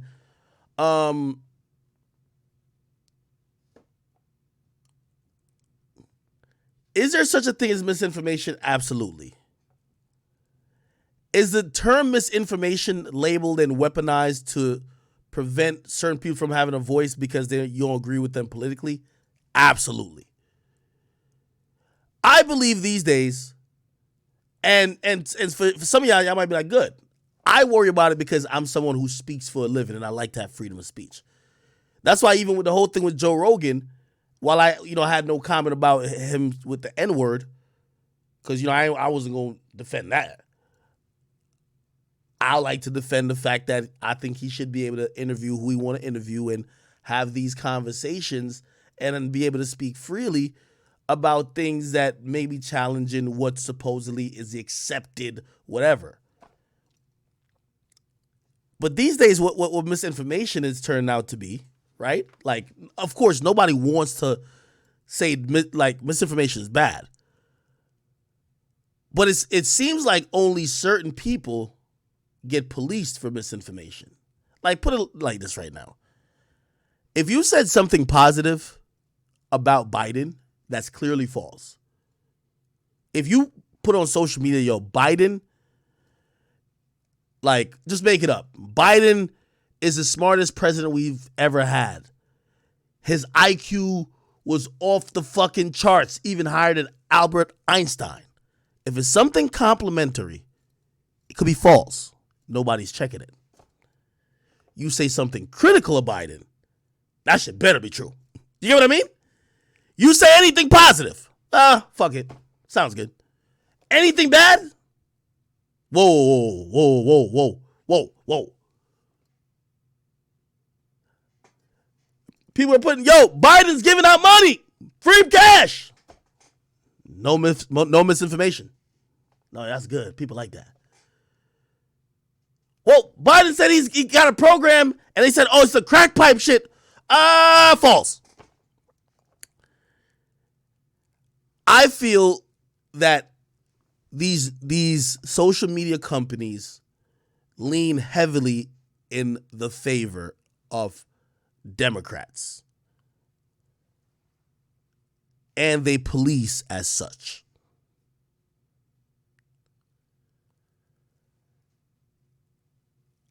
If you like Trump, like anything to deal with some of his policies, actually any Republican at all, I think social media has came up with these things to make sure they could censor you legally. Before, there was just what people call now a shadow ban. So it was like, wait, all of a sudden my post ain't getting the same type of reach. But you couldn't really prove it, and nobody would ever admit it within the company. Now they could just delete your shit and just say it's misinformation. Because, again, nobody likes misinformation, but is it being policed the same way?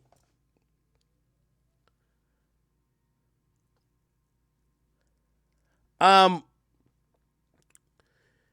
podcast with Donald Trump and Nelk, Full Send Podcast, was taken down, and it was taken down according to YouTube, because Trump, as he has done over the past, continually mentioned that he believed the election was rigged. Right? And they say that's misinformation. Again, what do I think the truth is? I don't know. And I felt like the election probably was fair. But I don't know. But it's clear that there's an agenda that the results should not be, and maybe it's because, like, that probably helped spur the riot. You can't question you can't even talk about it. You can't question the results. They're shutting you down. Which then kind of makes me think, how free is our speech if you can't question certain things? Now, for example, again, I understand when certain things get a little bit too dangerous, but listen, if Kyrie want to believe the earth is motherfucking flat, I don't think he should be censored. Let him and the people who think like him and want to explore these alternative theories that they believe is controlling the earth or whatever the case is, let them rock out. I don't think they should be removed from social media. But I'm seeing increasingly, especially when it comes to Trump, which, by the way, I think Trump did it to himself. This is the blowback, I believe, from him calling a lot of things fake news. He ran around calling a bunch of news organizations' reports fake news that now, when he challenges or questions anything that's supposedly accepted, they're not going to let him live on that fake news shit no more. They've dubbed it. They're taking this nigga the fuck on out of here.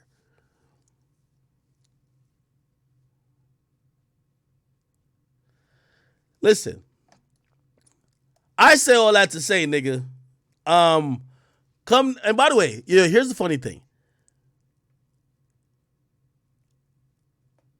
I think the best campaign Trump could ever win is him, could ever ran, is him getting out of office.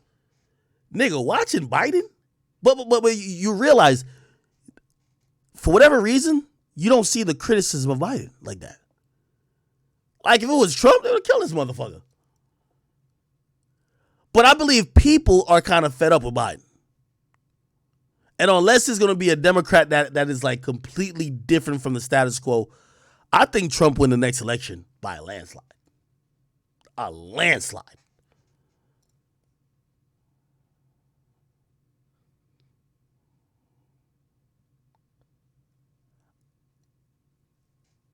I think the best thing that could happen to Trump was letting another nigga control the shit. Watch the gas prices go to $1 trillion. Watch the stock market like pretty much bottom out. Watch we about to get up in war, type of wars. Like shit just not looking too good. COVID's still around. This motherfucker sleep at the wheel. And after you see that, we really thought that nigga Trump was bad. But shit, yeah, I ain't gonna lie. He never really said the right shit. Even though he was funny, I ain't gonna lie. Funniest president by far. But god damn it, all of these things was not happening when this nigga was here. All of this shit was not happening when this nigga was here. I ain't gonna lie to you. All of this shit was not happening when Trump was here, man. I'm just telling y'all the truth, bro. I'm telling y'all the truth, dog. I'm telling y'all, man. Biden has done a hack job since he been in office, man. And you know the worst part about Biden, and this is where I realized this is what a president is. Like, we put too much stake and power with presidents. Like, on day one, as soon as Donald Trump got out of office, Biden pretty much ripped up every executive order he wrote. And he started writing his own executive order. And the next president's going to rip up everything that Biden did. That's just how it goes. But here's the thing, and here's really the job of a president. You're a fucking figurehead, my nigga. And I ain't going to lie to you, when I hear that nigga Biden talk, bruh, I just don't know if I trust this nigga. I'm like, I don't know. Nigga, the way Biden talked about Russia, nigga, I was scared. I'm like, he got me shook of Russia, and we the U.S. I heard Trump talk about Russia. He's shitting on them boys. I'm like, that's how I want my leader to talk. Let me tell you this. Everybody kind of agrees that, like, what's that nigga name? Because people love Clinton. Like, you know, like, Clinton, that's the nigga. When George Bush took over, nobody was fucking with that nigga. Right after 9/11, and that nigga came out. Let me see if I can find it. That nigga make a beeline to the podium, and I think he said, yo, them summer bitches who did this shit, they gonna die. He was straight up with it. Nigga, I ain't gonna lie to you. I'm like, that's my president. That's my president. That's my nigga. I'm sorry, dog. I'm sorry. Like, that's part of the job. Your demeanor. When shit going crazy, you gotta be cool. That's why Barack was that nigga. Barack smooth with it. Barack smooth. This nigga Biden, he got froth coming out the side of his mouth. I don't know if he, like, we talking about there could be a world war, like, brewing. We don't even know if he gonna make it to the war. Like, he talking like, sometimes he talking like he already in heaven. I'm like, yo, what's going on? I need a nigga who could kind of, like, say that I believe it. Nigga, I ain't see no aliens and all this other shit. I don't know about these nuclear or whatever y'all got going on. Like, when Trump talk about his, nigga, that nigga Trump said, yo, the way Trump talk about our nuclear weapons, I'm like, shit. He's like, yo, we got big nukes. Like, this thing is hilarious. He's like, yo, new shiny ones. I'm like, yo, that's my nigga. Yeah, tell these motherfuckers what we gonna do to them. Yo, I'm sorry. Y'all don't want to admit it, but the presidency job, I believe like half of it is a figurehead job, nigga. You're the leader of the free world. And we just can't deal with pussy leaders. Niggas who senile, stuttering, saying the wrong shit, Alzheimer's kicking in. Nah, bro.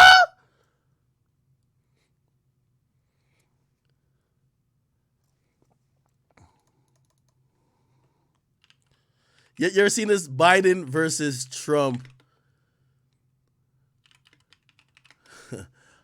Look.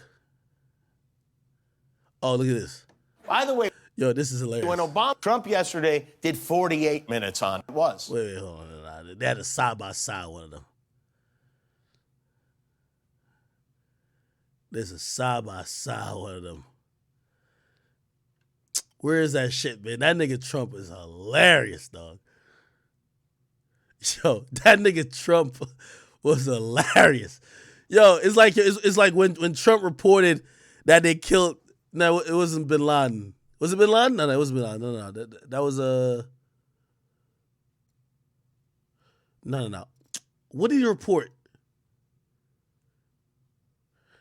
Yo, somebody sent me that clip. I know y'all know what I'm talking about. Like, yo, Trump giving like the little address to the nation, like, oh yeah, we killed that nigga. And then Biden doing the same.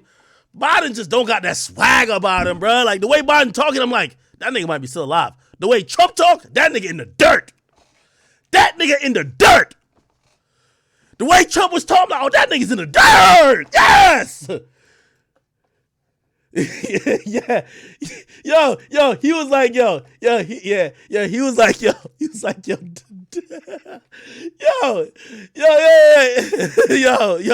the way, Biden, Trump, solo, what is it? Iran general, yes. Nah, come on, we got to get this shit right. That's 21. Let me see.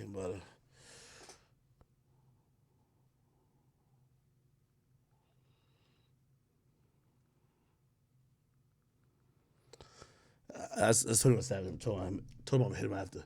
Somebody give me that clip, man. Somebody give me that clip, bro. I'm sorry, bro.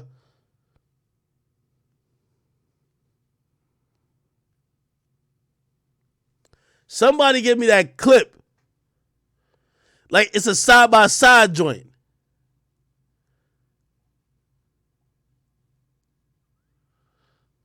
It was a side-by-side joint. Like, yo, this nigga Biden, like, I don't know, man. Like, I'm gonna keep it real with you. I think the other countries probably listen to Biden like, this nigga pussy. Like, yo, I ain't gonna lie to you. I don't think none of them other niggas really respected Trump, but they were probably like, yo, this nigga's stupid. He might do some dumb shit. He might do some dumb shit and fuck it up. Like, we don't think he that smart, but he might do some dumb shit and really fuck us up.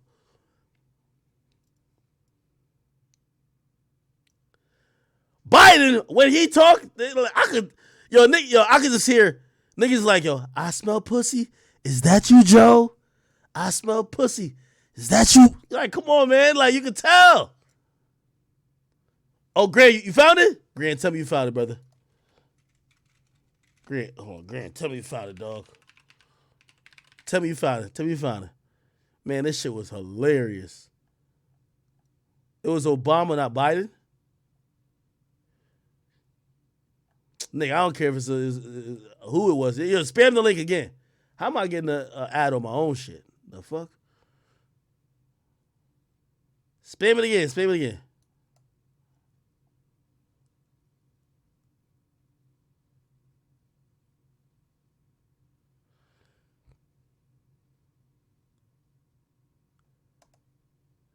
Good evening. Tonight, I can report to the American people and to the world. Founder and leader of ISIS. It was nearly 10 years ago. Special Operations Forces executed. Nah, I'm gonna find this shit, bitch. I'm gonna find this shit. This shit was classic, bro. I posted one time on my Twitter.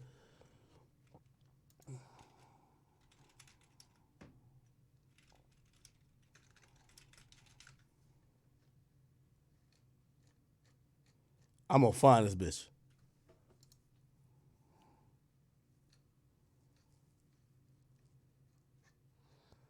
I'm gonna find that shit, nigga.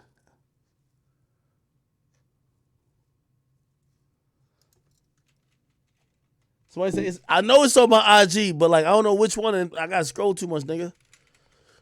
That shit's just hilarious, bro. I know Instagram hate Trump. That's why I only post Trump on my backup IG. That nigga hilarious though, bro. I wish Trump did a comedy tour, nigga. I'd definitely go. 100%. That nigga got jokes for days.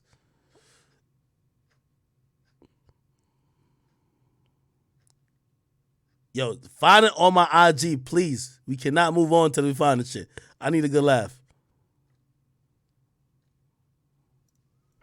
I need a fucking good laugh.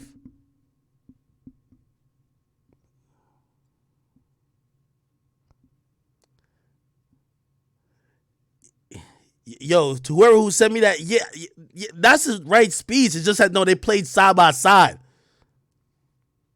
They played side by side, and they show how they just show how blunt this motherfucker is, man.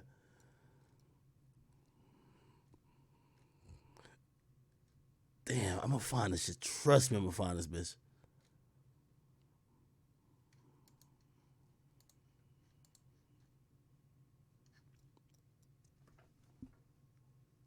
Nah, they gotta play them side by. It's only funny when it's side by side, bro. It's only funny when they're cutting back and forth. It's only funny that way, bro. I'm telling you, this shit was classic, dog.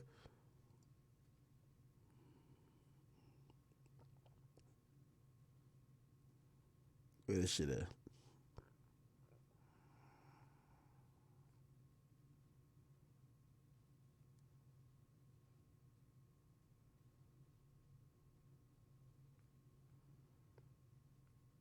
Man.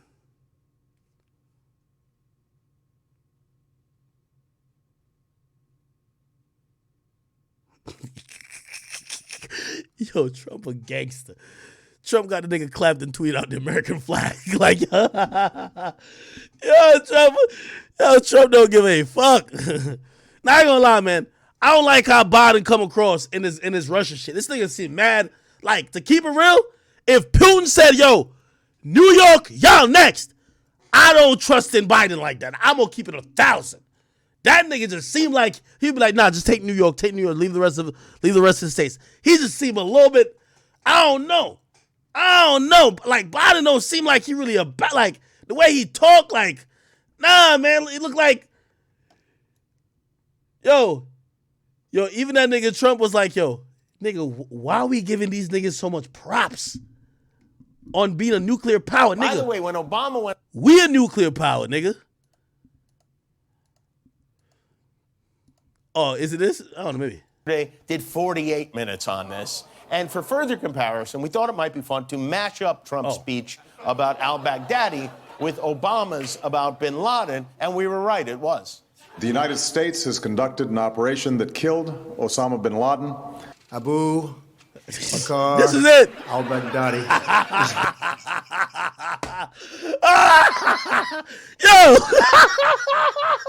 Yo, Trump don't even give a fuck about the nigga's name. Yeah, I'm sorry, man. I'm sorry. Like, yo, I like the pettiness. I'm sorry. Like, yo, if Trump was being with Putin, he'd be calling that nigga putty. He'd be calling him all type of shit. He wouldn't give a fuck about that nigga, bro. He wouldn't give a fuck about that nigga. He'd be disrespecting that nigga, bro. I'm gonna keep it 1,000. Bin Laden, and we were right, it was. The United States has conducted an operation that killed Osama bin Laden. Now, I'm gonna keep it real with you. Barack, he always had a little bit of nigga in him. So when it came to wartime, you know, see him, he a smiling dude. He a smiling dude, very smooth. But you could tell there was times he was pissed. And I fuck with him for that. Because it was times where we thought, oh shit, listen, you gotta have faith in your commander-in-chief. I had faith in Obama. I don't care what y'all say, I had faith in Trump too. Now, play this. If a cop kill a black man, Trump is not helping you. We know the nigga's false. He don't give a fuck about that. But when it came to all these foreign countries acting up, he was violating China daily. That North Korea nigga, he was going crazy on these niggas. You feel me? Joe Biden, nah. I don't think Joe Biden gonna say nothing, even if a nigga get killed by a cop, and he definitely can't hold it down versus these other leaders. I don't know what he's good for. He was the stooge that Obama made look good. Abu Bakr al-Baghdadi is dead. The United States launched a... Look at his face while he's saying it. Abu, whatever. He's just trying to get past that fuck nigga's name. He's dead. That's all he's trying to say. He dead. Listen. Bakr al-Baghdadi is dead. The United States launched a targeted operation against that compound. They did a lot of shooting, and they did a lot of blasting, even not going through the front door. You know, you think you go through the door. If you're a normal person, you say, knock, knock, may I come in? After a firefight, they killed... Trump coming back, bro. Trump coming back. I'm telling you, Trump coming back, bro. I'm telling you, nigga. I'm sorry. Nigga says, think there's a front door. Then we get a knock, knock. This nigga said, yo, Barack gonna be like, oh, we did a tactical operation. That nigga Trump said, we did a lot of shooting. That compound. They did a lot of shooting, and they did a lot of blasting, even not going through the front door. You know, you think you go through the door. If you're a normal person, you say, knock, knock, may I come in? After a firefight, they killed Osama bin Laden and took custody of his body. He died like a dog. Trump coming back, bro. I'm telling you. I ain't gonna phone y'all niggas say Trump coming back, dog. That nigga's coming back, nigga. I'm telling you, nigga. I'm sorry. Like, to keep it real, in times of war, we gonna need a president to just not give a fuck. Now, again, I'm not saying I'm fucking with everything Trump doing, because I fuck with Barack too. Barack handled it right. Just this nigga he's choking on his own tongue. He's frothing out the mouth. Like, he looked like a mummy. Like, that nigga Biden can't handle this shit. This nigga battling, losing his own memory. How the fuck you gonna battle Putin? Nigga, look at Putin, nigga. Look. Putin. Look. Yo, Putin be outside shirtless, nigga. Gangster shit. Look at this nigga. This nigga out here, bruh. This Russian motherfucker right here, bro, trust me. Biden's senile ass. Look at this nigga. This nigga got a sniper rifle just for the ops. Biden can't fuck with this nigga. We need a ruthless nigga, bro. We need a ruthless nigga to handle a nigga like Putin, bro. Look at this nigga, dog. This nigga like a stone cold. Yo, in every fucking military movie, it's always a Russian nigga with a sniper rifle. That's the biggest op. That's Putin. Nigga, Joe Biden? Are you fucking kidding me, nigga? Nigga, are you fucking kidding me? This thing is battling his own fucking eyelids, nigga. He could barely open his fucking eyes. The fuck you think I'm about to put my faith in him? Fuck no. Hell to the no. Nigga, I'm gonna show you. See, I'm telling you, I don't care what y'all say, man. Yo, I'm gonna show you how, Putin is a savage too, bro. Putin. This is gangster right here. Putin violated some other leader. I forgot who this nigga is. Wait, where this shit at? Oh my God, yeah. Putin violated some other nigga, right? Putin violated some other nigga. Oh, come on, let me get the right clip. Putin is a savage. He violated some other nigga. The other nigga had to cop a plea to him, right? And when Putin went to shake that nigga's hand, he kicked over that nigga chair. Putin showed niggas, yo, I'm gangster, nigga. And I know some of y'all be like, yo, you looking at the wrong things. Bro, your whole country looks at the leader to see if he's pussy. I'm sorry. Look, he goes over, you about to shake this nigga's hand? Look, that nigga already copped the plea. The nigga won't even look him in his eye. Look what he can do to the chair. Look what he do to the chair. Look what he do to the chair. Tip that bitch over, nigga. Pick that shit up. He ain't even pick it up either. Yeah, bitch. Kick that shit over, nigga. Nigga trying to sit back down, go pick that shit up, pussy. You see why these niggas is scared of Russia, bruh? That nigga don't give two fucks. I'm sorry. You gonna need some nigga who kind of be a little ruthless like that, dog. I'm sorry. By the way, I think there's a connotation too. There's a connotation with when it goes through cycles where there's war brewing and then there's too much war, so there's times of peace. Anytime there's about to be war brewing, people love a Republican in office. I ain't gonna hold you, bro. I ain't gonna hold you. When it's time to withdraw troops and all that other bullshit, and it's time for peace, wave the white flags, leave them countries alone. You get a Democrat up in there, they always going, let's bring the troops home. War, Republican. Peace, Democrats. I might be wrong. I don't know. I'm just talking some shit. I don't know, nigga. All I know, man, I never fuck with George Bush except for this one day. George Bush 9/11. The way that nigga walked out, bro. Nigga, it's like he almost wanted to pull out his Glock himself. Like, man, if I catch these terrorist motherfuckers. Nah. I gotta. It's one where he walks out. Right here. No. Where is it at? George. Let's see.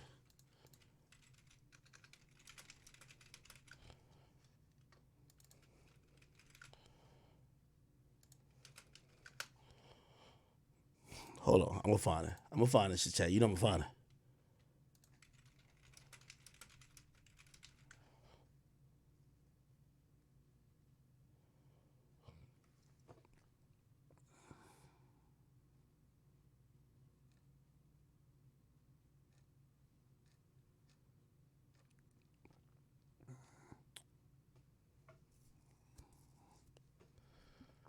Yo, chat, maybe y'all can help me. If nigga was one of them niggas, this nigga basically said, yo, we gonna kill them niggas. That's all we know.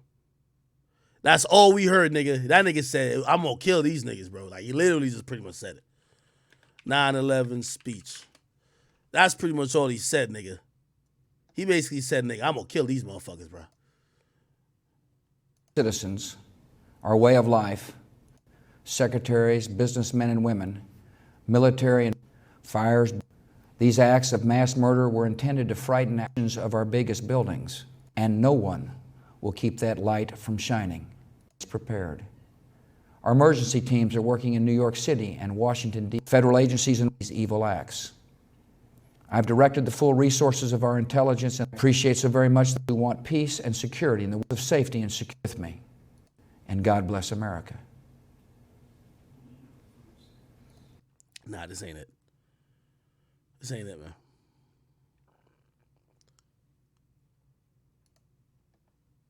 Operations to disarm Iraq. Man, somebody sent me the clip, man. That's when that nigga, he went gangsta on him, man. He told me these niggas gonna die. Fuck that. These niggas dead. Fuck that shit. No, nigga. After 9/11, I told you, it's the first day he ever earned respect from niggas, bro. He did a speech. I think he also did a speech. He was like, yo, as I'm speaking, we dropping bombs over there now. Hold on. George Bush bombs.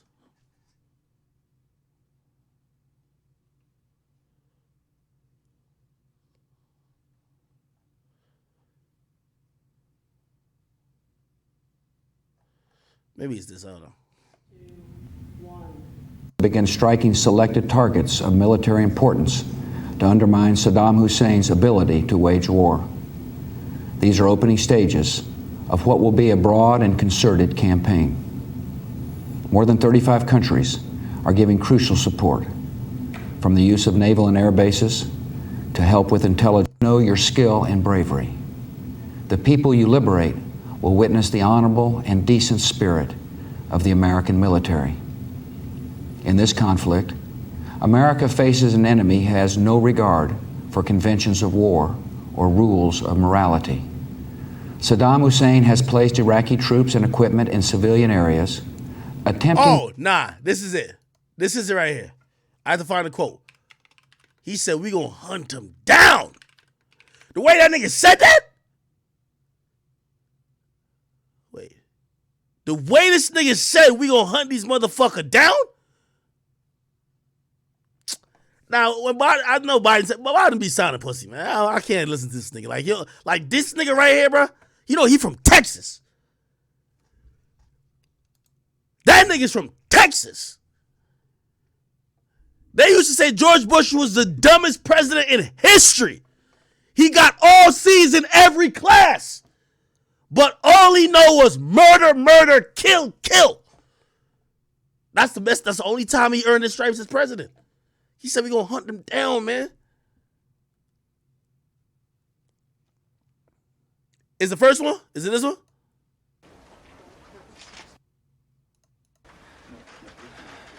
American people that the full resources of the federal government are working to assist local authorities to save lives and to help the victims of these attacks. Make no mistake, the United States will hunt down and punish those responsible. Yeah, that's what I like to hear. For these cowardly. Hey, listen, man. I was born in Jamaica, man. Y'all be pussy. Listen, I love America. I don't want to be nowhere else. Listen, y'all never lived in another country, so y'all be over here bitching over all type of shit. Oh my God, yo, the cops is racist. Yo, let me tell you this: if you think it's bad here, go to another fucking country. Okay, I'm telling you, it's 100 times worse there. Okay, if you think it's bad here, go to Ukraine, nigga. They gonna kill you. You feel me? This the best we could get on Earth. We got to go to another planet to get better than this. So when the U.S. is rocking, I'm rocking too. Now, granted, I'm not gonna be on the front lines with y'all niggas. I'm gonna have to go back to Jamaica, but nigga, I like when the president talking that shit. It's the U.S. I'm sorry. Talk that shit. I'm sorry, bro. Acts. I don't like how Biden acts so pussy. It just don't run me right.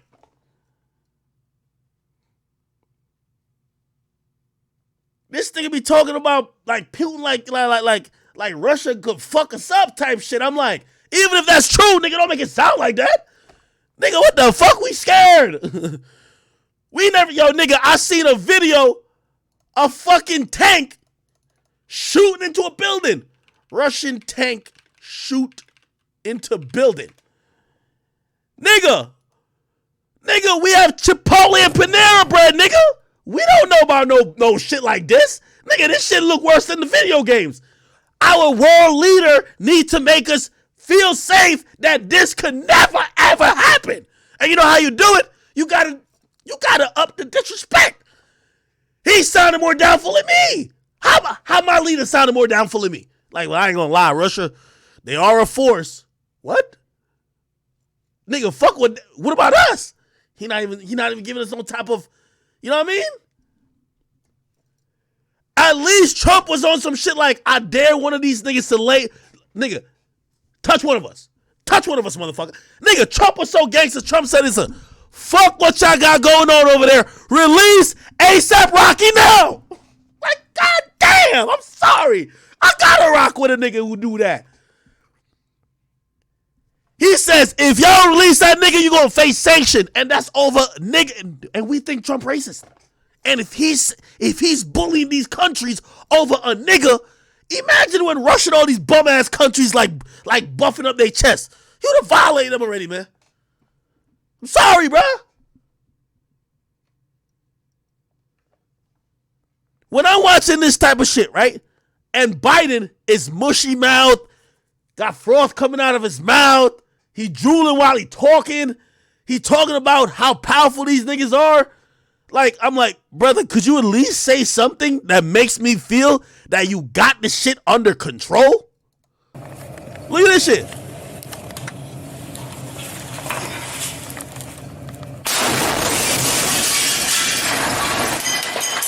Nigga, in what type of GTA cheat code did this motherfucker put? What the fuck? What the? Nigga, this is why I keep trying to tell you, we live in America, nigga. Nigga, the closest some of y'all ever seen to a tank is probably a Hummer. Nigga, this shit just shot a fucking missile through a window. Nah, I need my leader to start talking a little nicer. He gotta make me feel a little bit safer than this shit. You feel me? I'm just saying, bro. I'm just saying. Biden be sounding like he's begging Russia to stop. We're gonna apply some sanctions, and Russia, they're powerful, and what the fuck? He looked like he want to beg Putin to stop. You know how I want him to talk? Hey, listen, yo, Putin, check this out. First of all, leave Ukraine alone, but I'm gonna tell you this one thing right now. If any U.S. citizen in Ukraine is hurt, we fucking you niggas up. That's how I want my president to talk. Real rap. Hey, you see that embassy? You touch that shit, we fucking you up. That's it. Straight up. That's how I want my president to talk. Hey, any American get hurt, you dead. That's how I want my... I ain't gonna lie, that's a Trump shit. Nigga, Trump would have been violated these niggas. Hey, listen, you touch my embassy, my brand new shiny embassy, I'm fucking you up, nigga. I'm sorry. They said Putin worth $200 billion. Is that nigga like a dictator or something? Putin. Do they even vote for that nigga? Like, this nigga been he been in rule for forever. Oh, he been in rule for 9 years. Wait, this is his third and fourth terms. Oh, he was president before? Nigga, this is his country.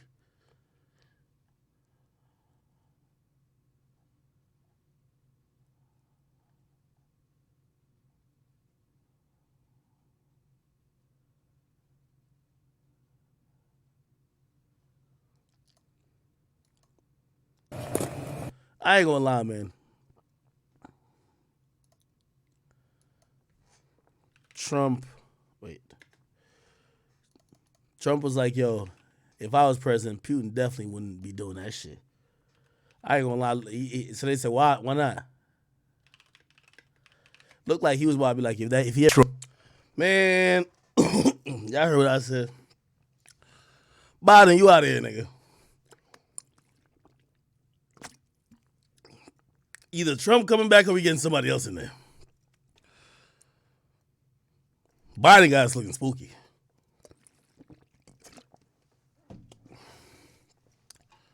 All right.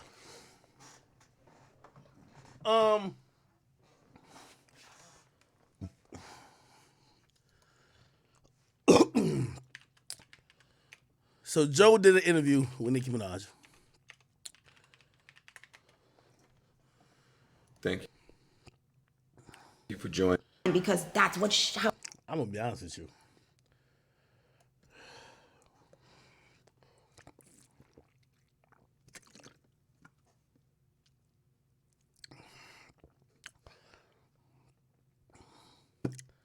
Nicki said a whole bunch of nothing in this shit to me. One thing I got away from it, she is doing better. She's not as angry anymore.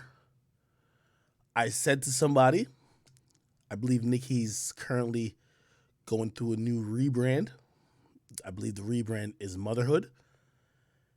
And if you've noticed through her career, she act like she was always the girl who, she's catty, man. Like, she don't play nice with others who, quote unquote, threaten her status in the game. She's been adversarial versus many other women. But I believe now people give her flowers. She's the queen. She's one of the best rappers of all time. And the new females pale in comparison. They cannot even hold her jockstrap. Because of that, I think now she shows them love. It's easy to show love when they're not competition. Matter of fact, the only thing they're competing for, all of these new chicks want a verse of Nicki because they all grew up on Nicki. There's no one that's taking her, there's no one that's threatening, like, quote unquote, her spot. Not in history, but like that spot of being the top female. And after having a child, I believe Nicki Minaj has left some of the bitterness behind. So I hear her talking a lot about women empowerment and bringing people together. I think her history hasn't been as consistent with that when you talk about other rappers. But she's at the point of her career where she's showing love, not being petty, even towards Lil' Kim, and also kind of putting her hand around a bunch of what she usually calls her sons, the new women in the game. It's a wonderful thing what motherhood has done to her. She also even admits in this interview she doesn't want to talk. She said when she was pregnant and now she has a kid, like, she didn't want to talk about certain subjects. And I'm assuming those subjects might be like, my pussy this, my pussy that. And it's interesting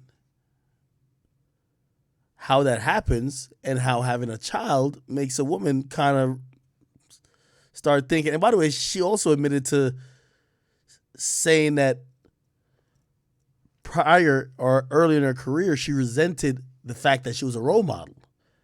And of course, it's kind of convenient because back then she was doing poses with her pussy, like pussy print all out, in the Lil' Kim, like, there's a picture of Lil' Kim doing it, and she did it.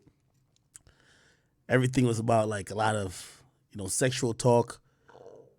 But she already did that, and now she's a mother. She's like, she wasn't taking the role model tag then, because of course if you took that tag then you wouldn't be doing that, and who knows if she didn't do that where her career would be. But now that she's already established, she says, oh, now I understand that I'm a role model. Okay, again, I'm not gonna knock it. I see some growth.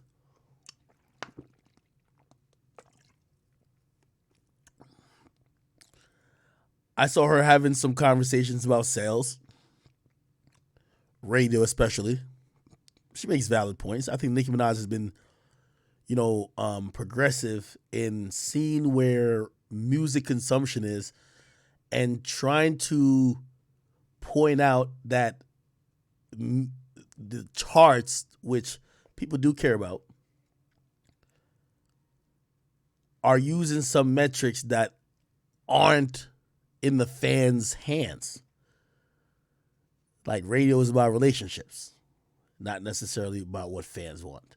And these days you have a lot of on-demand outlets and experiences where people can control what they want to do. The part she lost me on is like, it felt like she was having a Kanye moment, where she was expressing maybe some frustration. I don't know. But she wanted to get into like fashion, it seems.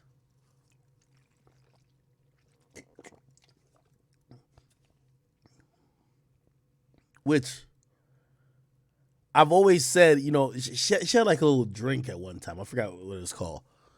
But I think she realizes now the people of her status in the game all have some other huge business that they're into. Like Rihanna with Fenty.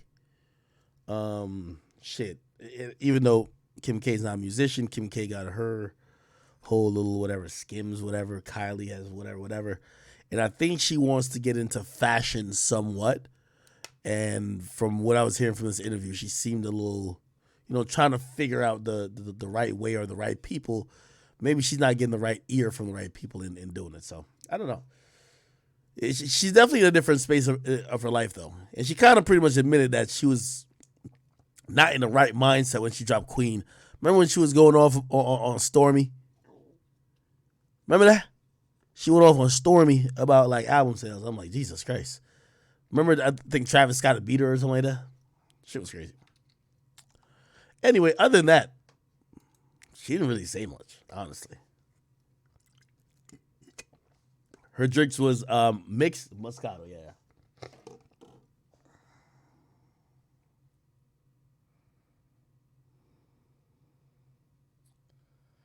Chris Hyroli, welcome, my brother.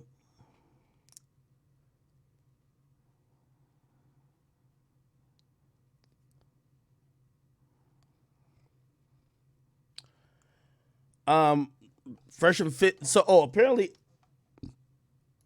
she calls out Fresh and Fit. Kim K had her hair wet and so let me make sure I explain this properly. No, it was on live, I think. Nikki Joe Budden, IG Live.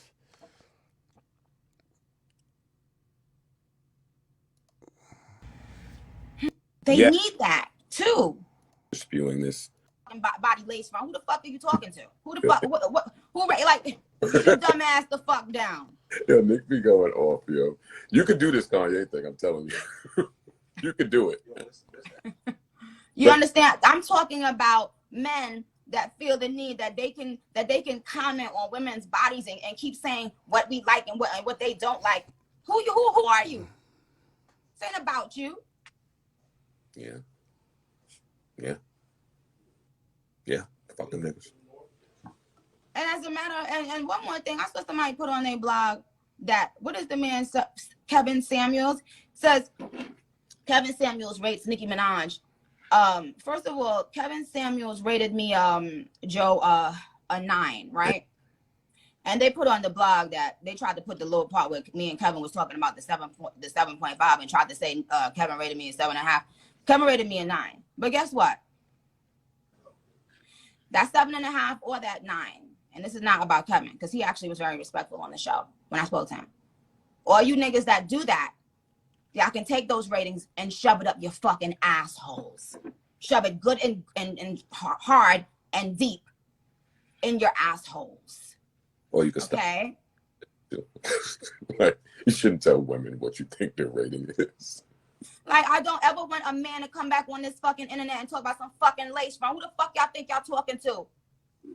That's a conversation you have for your fucking woman behind closed doors. Y'all feel like y'all can constantly disrespect black women? Get the fuck out of here. I love this. And to the men that get on and laugh about black women because you mad because some black girl broke your fucking ugly ass heart, like the podcast clown. The podcast clown. I wish the fuck you would have tried that with me, bitch. I wish the fuck you would. They wouldn't have tried it with you, and you wouldn't have been there. Never. Yeah. But we ain't even gonna get that no light. But my point is, you speak about these things in the privacy of your home with your woman. It's not. This is not embarrassed black woman season. That's not what this is. Who the fuck y'all think y'all talking to or about? Okay, so that was going at Fresh and Fit, right? I think Fresh and Fit responded. Nikki Joe, let me see.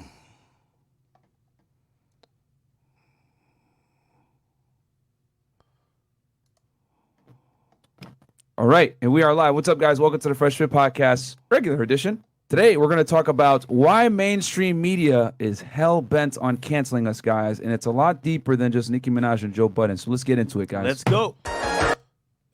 Inexperienced, insecure, fragile and weak for this stale gimmick to not be seen through. Black women are everything. Yeah, especially beautiful. Every kind of beautiful too. So to hear this from them, LOL. It's laughable, but it's not. The pandering here is at an all-time high. Anyhow, Yep. It's not. Y'all don't date black women, fam. Black women don't date y'all. Correction. I'm from Barbados. He's freaking African. We've dated black girls. It just so happens that a preference can be had. Anyhow, to say this as well, I can tell. So you harbor this hate and base opinions off as if you've been on site long enough to even know yourself. And y'all are angry about it. It's just not angry enough to not use them as well.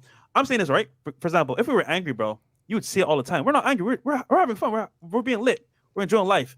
Our thing is, look, we have a preference, and that's about it.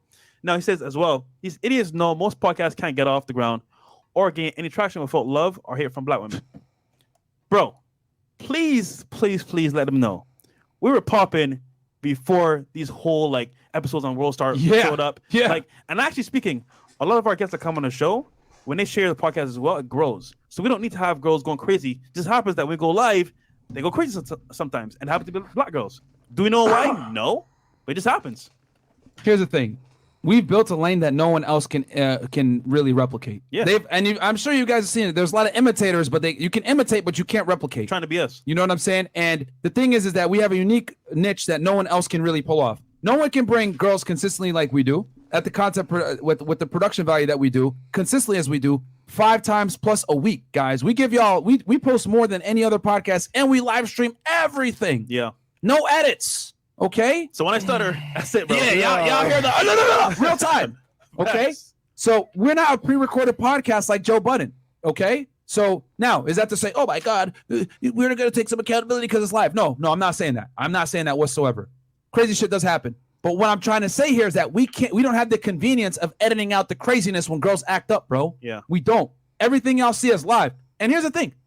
Y'all know even people that hate us, that have been in this studio, know that nothing is scripted.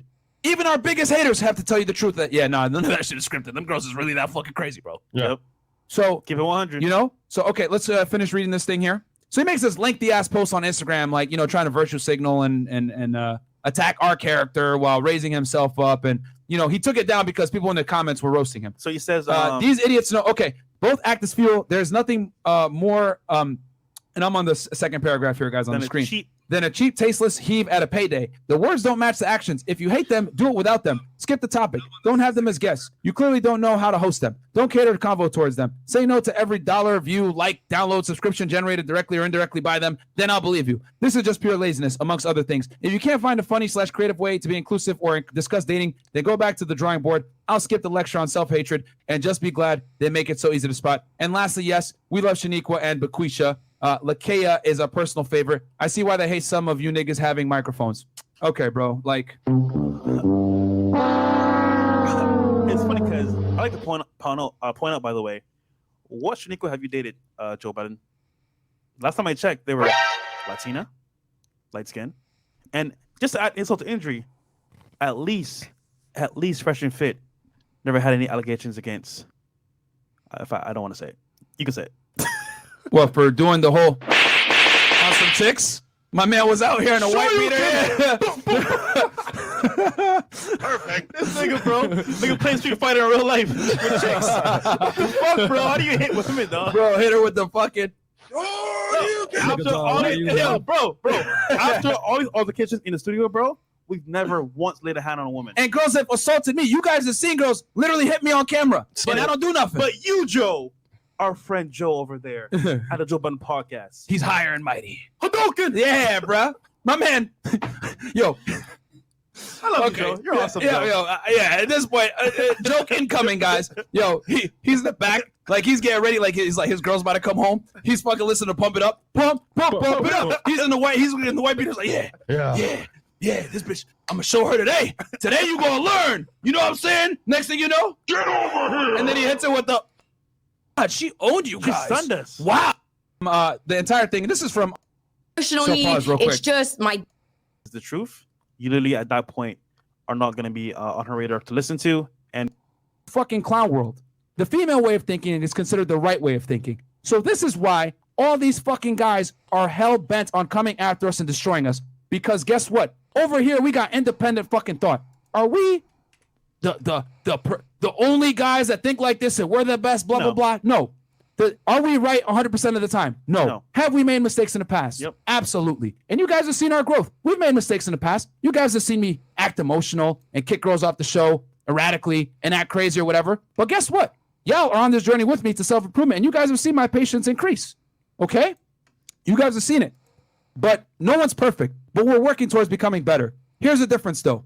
Male self-improvement is almost required, but female self-improvement is non-existent. As a matter of fact, if you speak about female self-improvement, you're going to be ostracized by society and considered a sexist, a pig, an asshole, whatever the fuck shaming language you want to use. Yep. So my thing is this.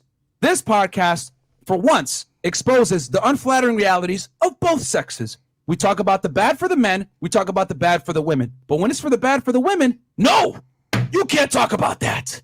You piece of shit. You toxic asshole. But can't do it. There is so much hypocrisy in that live stream. And we're going to break it down here, right? But I just want to bring this up to the forefront. So you're telling me Nicki Minaj is for the black queens, right?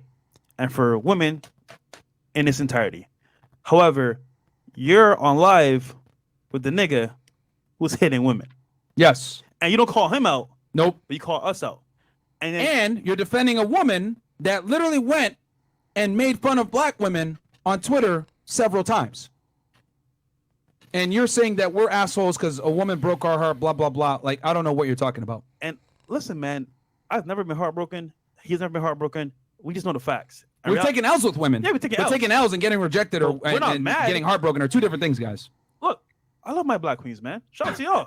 And my white queens, my Asian queens. The point is that, like, look, we understand human nature. We don't get mad at it. We understand it. We respect it. And we move accordingly. And in that sense, you're at peace because now you know, cool, you know what? I'm not going to put her to a standard that she can't really bring to me. And as a result, I move accordingly and we're both happy. Versus, oh, I'm mad at her because I want her to be this. No, she's who she is. I am who I am. And I accept it. That's it, man. And yo, I want you to pull up one of her tweets, bro. I got a tweet there from Nicki Minaj, guys, that I want to show you guys real quick because I've always said it that, outside of her music or whatever, I talk about, men should have role models and females should have role models. Nicki Minaj is not a good female role model, guys. Okay, and I say that 10 toes down. I don't care what anyone says because if you try to emulate her, you're probably going to end up single as a woman. Okay, and she goes here on this tweet. Okay, dear men. Again, another. This is the common rhetoric here. With the politically correct, right? Let's champion women and make fun of men. Dear men, women don't dress for you, do makeup for you, do their hair for you. Just like most of y'all only fuck for you and not the woman's pleasure. This all for us. This ain't about you. Now go. Thanks for coming. Once again, this is a lie because we know the makeup industry, regardless of how poorly the economy is doing, never goes. Hey, I mean. I'll put in short. I think Nicki's grown a little bit, but we remember Nicki Minaj. Like Nicki Minaj, I did a video on this because I couldn't believe it. Right, Nicki Minaj tells independent women. Is it that? No, independent women. It's okay. Hold on, I'm gonna find it.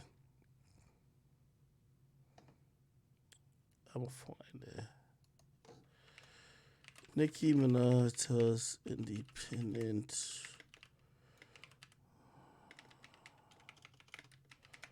Okay. Here it goes.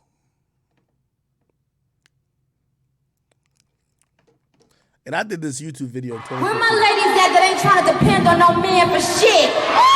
She was on stage shouting out independent women.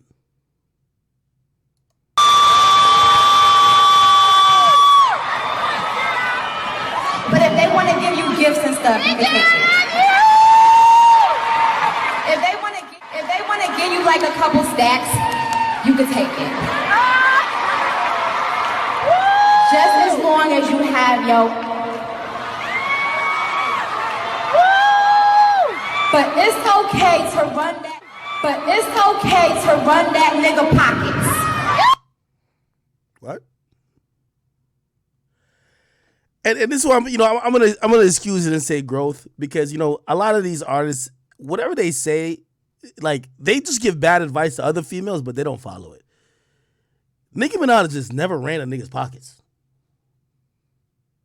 Who? Nicki Minaj is worth 1 million times more than her current husband. Was worth more than Meek. Was financing Safari. So whose pockets was she ever running? But she's giving the advice that she's not living. You feel me? That's always the case with a lot of these, like, you know, like these women who are given like these like bad advices, but it's really they're encouraging single women to stay single because they're preying on them. Really, it's like the city girls. They tell you, yeah, like all this bad advice, and then they all go get knocked up, and they heavy in love.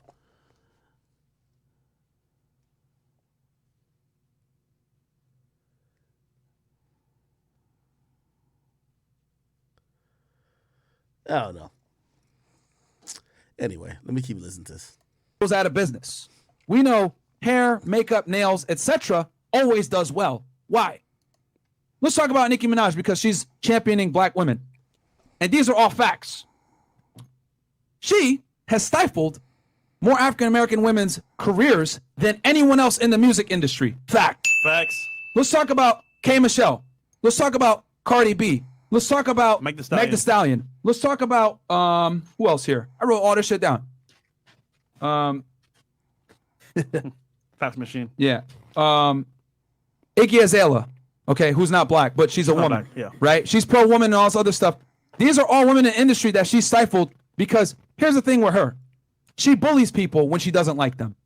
Fact. Anyone in the music industry knows this. Okay? If you're a blogger or a writer and you write anything that's critical of her music, she will call the radio station and or your employer and try to get you fired. Fact. She uses her fan pages to send people to go ahead and report pages so they get you canceled. Fact. She tried to bully Cardi B over Amigos feature. Ended up losing bullying because obviously Cardi B is with Offset. Ends up making a video, right, where she cries and paints herself as a victim. Fact. Okay? She also went after Lil' Kim, another African-American woman. So, if anything, she's done more harm to black women than we've ever done. Why do you? Boy, Myron came with the facts, though. We bring them on our platform, give them an opportunity to advertise their stuff, get exposure, etc. We have a bunch of girls that are on the team that help us out that are African-American. Like, for us, it's not about race. It just so happens that some of the girls that act out are African-American, but we don't single them out because they're African-American. And no one says anything when we kick out white girls or Spanish girls or all the other craziness. It's just that they want to go ahead and sensationalize it when we kick them out and pick that and put that on World Star. We don't pick what the media decides to post, guys, but they're going to try to paint a narrative. As you guys can see, when I showed y'all all the receipts, timeline from January 3rd all the way to now with all the facts, now you guys see a different picture, don't you? Because now you guys got the full context of what the hell is going on and not what the mainstream media is trying to paint it where we hate black women, all this other fuck shit that they're trying to say. No, we hate everybody. If that's the case. You know what I'm saying? And that, let's see here. What else? Also, man, I got a lot of shit here. Here, you have some? Go ahead. Remy Ma. I think she should be in there as well. But in any case. Oh, yeah, Remy Ma. Hey, okay. Hey, unfortunately, here's the thing, yo. Fresh and Fit, because of the Asian doll thing, they're going to always get a bad rep. And because of that clip. You know, they deal with a lot of stuff in terms of logic, this and third.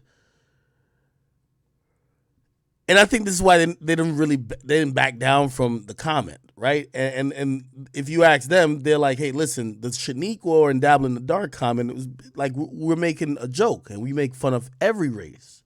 You get me? While that logic works because you're being fair and you're not just single out because, you know, some people like self-hate this and third. You're not singling out just black people. Black people are in a protected group. I'm going to be honest with you. Like, you can't, like, you know, I even heard Fresh say it, like, nobody ever says white queens. Like, nobody says Asian queens. There's only black queens. Let's keep it 100. Like, there is no Asian queens. There is no There is no white queens. There's only black queens. So again, and you know, I don't want to get into too much of it because I do believe the history of black people and the plight, and also how black women probably, you know, not how they feel, but how they are usually, you know, treated in comparison to other races. It makes them kind of like a protected group, that jokes aren't just jokes with black people. You know what I mean? And especially black women. So again, I think that's the only thing they have to realize. So in a logic sense, they feel like we're being fair. We're not whatever y'all think we are. We're keeping the same energy with everyone. Unfortunately, I think this is where they have to realize, and you know, they're both not like, you know, I think they're both like immigrants, just like me. But you have to realize, based on what black people have been through in this country, you can't just use the same jokes. It's not the same treatment. You know what I mean? It resonates, and it goes to perpetuate stereotypes that's much stronger and used to discriminate than it has been for other races. For example, if you're perpetuating a stereotype, or if you have a joke that denigrates black people or black women to be loud and ratchet, cool. Let's say if you use a stereotype and you use a joke to denigrate white women to be, oh yeah, you a Becky who sucks dick. Well, that stereotype for that white woman won't probably cost them in the marketplace. For a black woman, it will.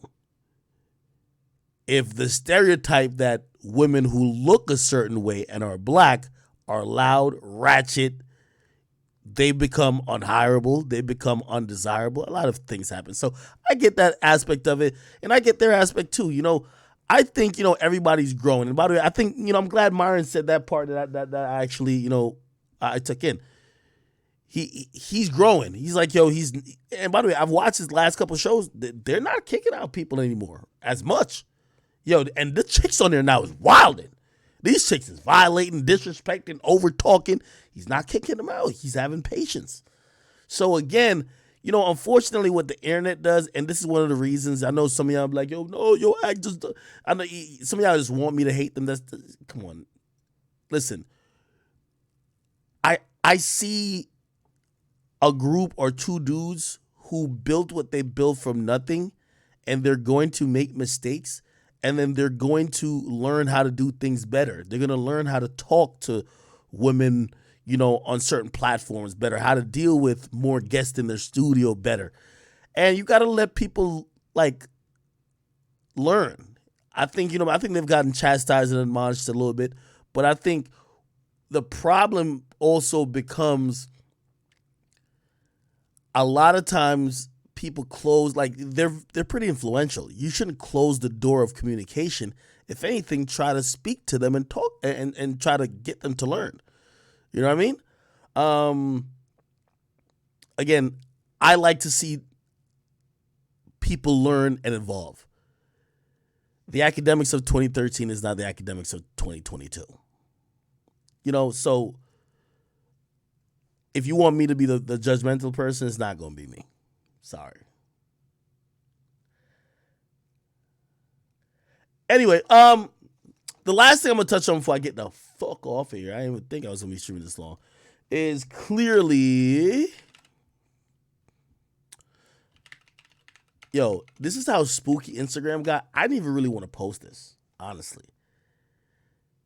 Like, I felt like if I had posted this, they were going to, like, Instagram was going to take it down and say it's bullying or whatever the case is. So, Chris Breezy was accused, let me just Google it. Chris Brown.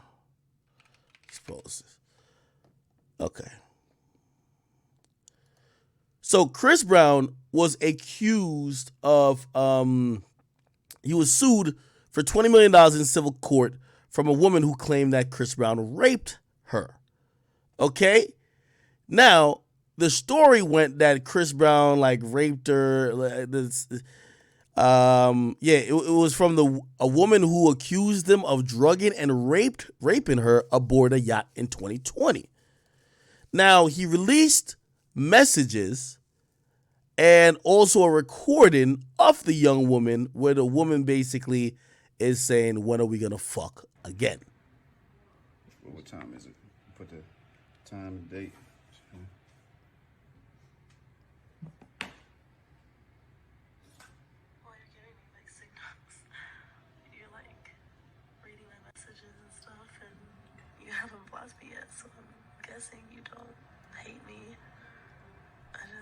See you again. I mean, just answer the phone and then you just hung up. Like, just let me know. Like, if you want me to leave you alone, I definitely will. But I really just want to again.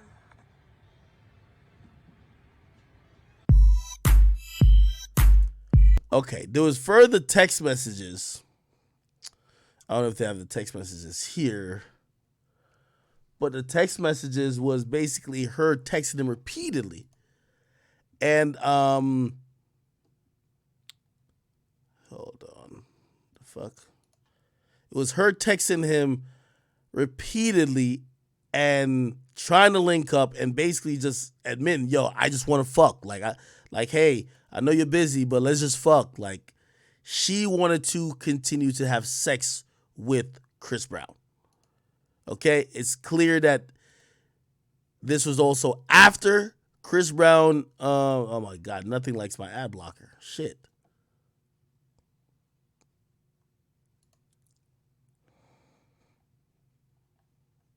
Okay, anyway, it's a bunch of messages where she's sending him and she wants to link up with him. Yo, here's the thing, man. You know, Chris Brown has to take some punitive action against this girl. Man, what's happening nowadays is so disgusting. Because there's nothing that happens to somebody who purports himself to be a victim, but then is lying. And by the way, here's the craziest thing about it. You gotta and for the people here, right? For the people here who say, yo, Ak, remember that girl who I came on and I fully just told the whole story? You know why I have to do that? And you know why I also have to be having proof? Like these days, like, you know, shit, if anybody comes to my house, I make sure like the shit has like facial recognition. So it's gonna save you in folders anyway. So, okay, cool. This is every time this person been caught on my camera. I got to make sure I keep that for as long as I can. You know why? It might be 3 years later. It might be 3 years later and people ask for just weird shit. And sometimes it's really extortion.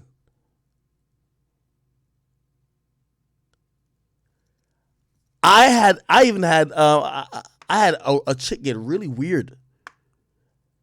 And I didn't even like let her get too far into the bullshit she was trying to even say. I just blocked her. But she asked me 8 times in text, hey, are you like, yo, I'm doing bad right now. I need money for this and third. And by the way, you know, I'm not like, you know, this person, beyond whatever, I thought they were a decent and cool person. I knew them for a while. I'm gonna tell you why I didn't, because they were asking me for money. The first of all red flag, which even if I was thinking of them as a friend, I'm like, yo, you know, they're doing bad. Let me just try to help out with whatever I can. I go on their page and they're happily in a relationship. I'm sorry. I'm gonna just be honest with you. If you have a man, I don't think it's appropriate for you to beg another man for money. I just think that's very out of bounds. That's really disrespectful. And also, I'm going to keep it 100 with you. I think her man put her up to it. I think she tells her man, yo, you know who I used to fuck? Her man's probably like, who? It's like, Akademiks. And this is how I'm really thinking, because she's never really asked me for money. And like consistently it was just like 2 straight weeks of texting me, asking for money. Can I get some money? Can I get some money? Can I get some money? Yo, I need money for this. I need money for this. And like I was like, at first I was entertaining, but like, yo, wait, what's going on? Like when she was being vague, look, clearly she just wanted money. And then At one point, she had said, "Oh, I need a money by this time," and then I stopped responding, and that time passed. So then she texted me back again, and I responded, and I'm thinking, okay, she's what? The date that she needed the money for already passed, so she's not gonna hit me up about no more money. She either got it or didn't. She hit me up and she said, "No, I still need money." I'm like, damn, I don't like these conversations. Anyway, I stopped talking to her. You know that this chick randomly messaged me? Like, if you look at the message, it's so funny. Ask some money, ask some money, ask some money. This is 2 to 3 weeks. Then when she realized I'm not responding anymore, she says, "Man, I don't know why you would just like you're rich. I don't know why you wouldn't just give me that little money. Like, I could just go cloud chase and just go tell the story of when your friends were trying to fuck me." And that shit was just weird to me. I was just like, excuse me? She was just like, yeah, I could do, and automatically of that, I blocked her before. I don't know if she was joking or whatever, but it just goes to show that, like, yo, a lot of these women now, they have a built-in accusation if they can't stick you up. Now, with the Chris Brown situation, I don't know if this person asked Chris Brown for money. The person who I'm talking about asked money. Now, granted, the person never came out and said nothing. I'm not gonna lie to you. But it was like, yo, your friends try to get with me. Your friends try to fuck me when I was at your crib one day. And I'm like, what? I'll give you another one. Chat. Remember that girl who I exposed on here? Remember that girl? Okay. And I wasn't gonna do this, but I told her these are serious allegations, really serious. You can't fucking play around with shit like that, right? Remember that same girl, right? So I woke up one day and, like, I really don't like the fact that this chick really thought she was going to gain something by exposing and making up these lies about me. So, I posted our text message, like, I have a secret Twitter. And I think I maybe posted to whatever. Now, she's one of the people who she thought she wanted all this clout and attention until she sees now how bad she looks. Now she's mad. She's like, so she's trying to leak all type of stuff. Yo, I'm going to leak your number. I'm going to do this. Whatever. Go in peace. This is what she says in the last end, right? And I was about to come on stream and really expose it. But I just want to show you what type of people, and it's not all women, but some women, when it goes down to the nitty gritty, they keep an accusation in their back pocket. Listen to this girl. This is the girl I was on stream. Yeah, I'm glad I talked to her on stream because y'all heard her talk about all our engagements and like how we were with each other. Did anything seem any off? No, right? Now she's like, hey, if you don't stop talking about the issue, if you don't stop exposing me for making up lies about you, if you don't stop doing that, I'm going to have to, and basically make up a bigger lie. This is what she says. She says, I was trying to be nice and spare you by not telling the whole truth of what happened that night with your homies who tried to gang rape me. What? Kid you not, this is in text. She says, your homies tried to gang rape me. After you left me in the room. With, and I won't mention any names right now, with so-and-so. You left me in the room with so-and-so, and then they try to gang rape me. Huh? Let me keep. I went to the bedroom. They kept trying to bust inside the bedroom. Huh? Thank God the door was locked. You know I'm not lying, and I have people who could vouch. I was telling your friends no. Now, here's the thing. This young woman, right? didn't have sex with anybody.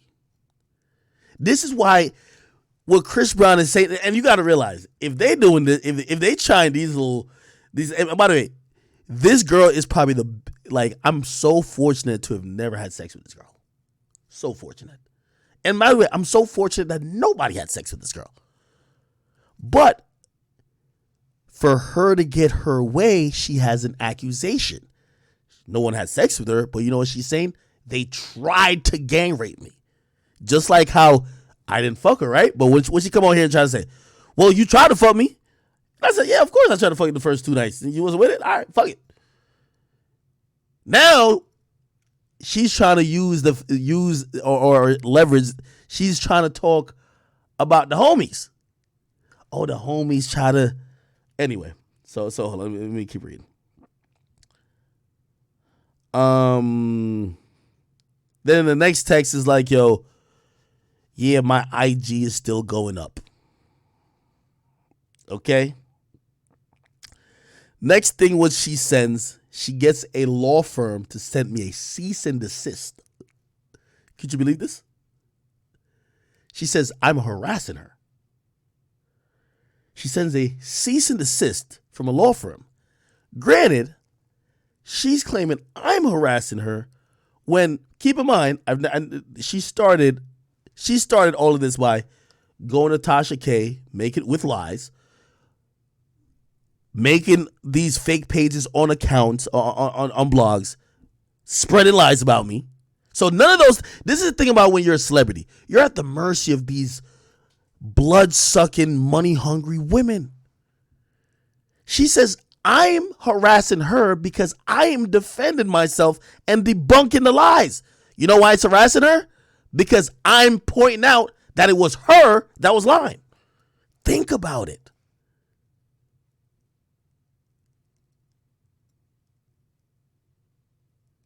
Think about it. In reality, you get to realize the whole thing that she was like, yo, gang rape, she's saying that shit to basically say, stop talking. She doesn't want no more. She doesn't like the attention of people seeing her being exposed. She doesn't like it no more. So that's why I remember she was doing it like discreetly. But here's the thing. So because I'm a public figure, I have to deal with you making up lies about the fact that I'm doing anal with these bitches, that I have a baby on the way, that I'm doing this, I got to deal with all your lies. But if I defend myself to say, no, that's not true. And by the way, I found out who said it, and I'll confront her.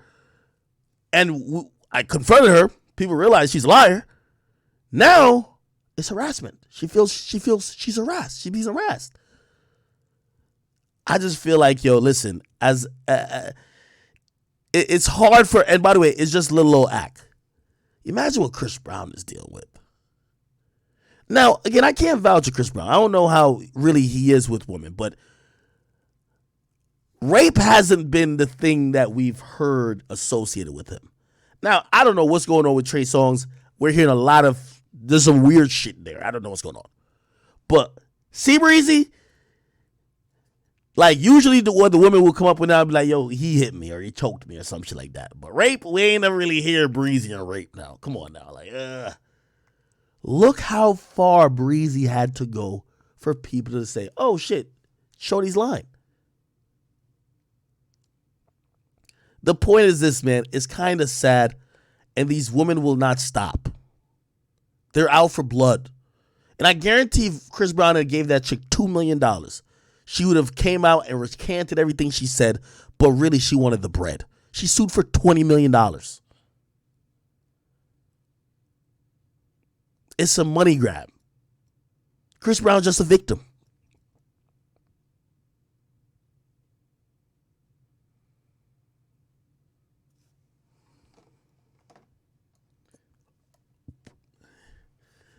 By the way, this is why I am a huge fan of recording as much of the situations as you can legally when dealing with women.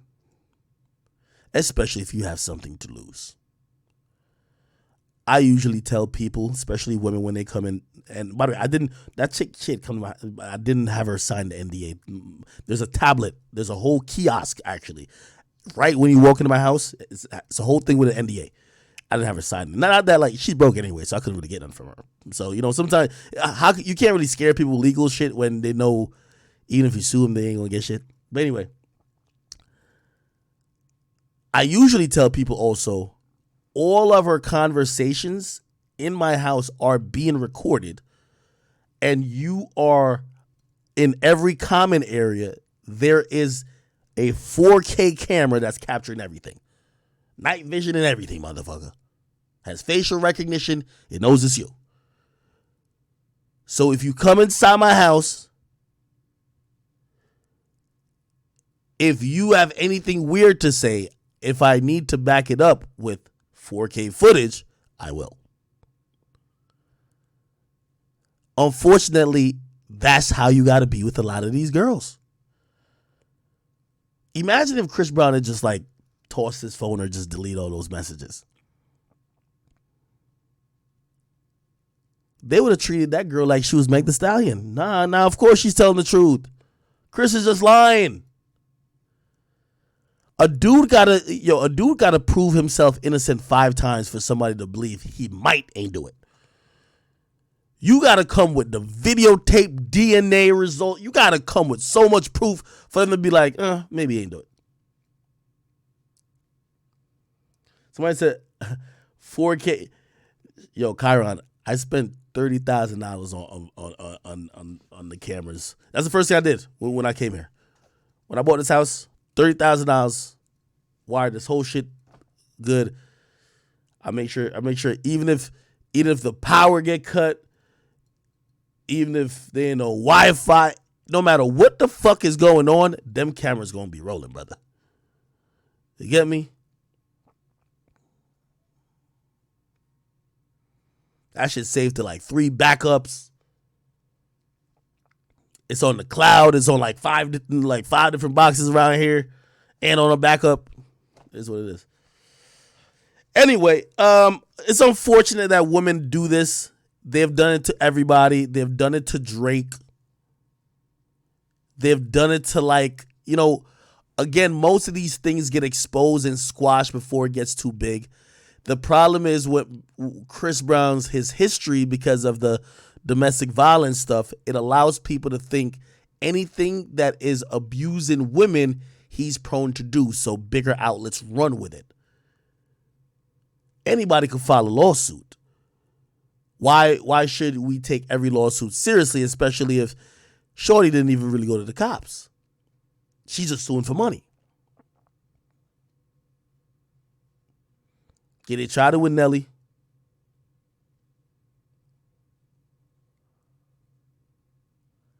Somebody said, "I'm rich. Why don't you get a side crib?" Yeah, well, I'm about to get another crib in Miami, honestly. Somebody said, "What snacks I got in the crib?" I used to have a thought closet.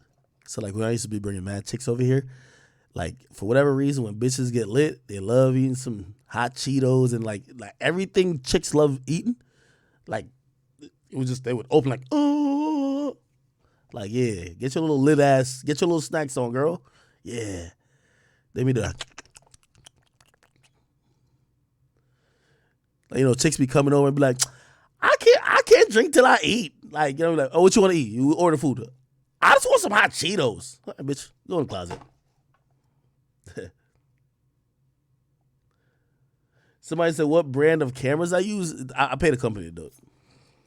But they're commercial cameras. They're commercial cameras. They probably overcharged me a little bit too, though, just because I was so green.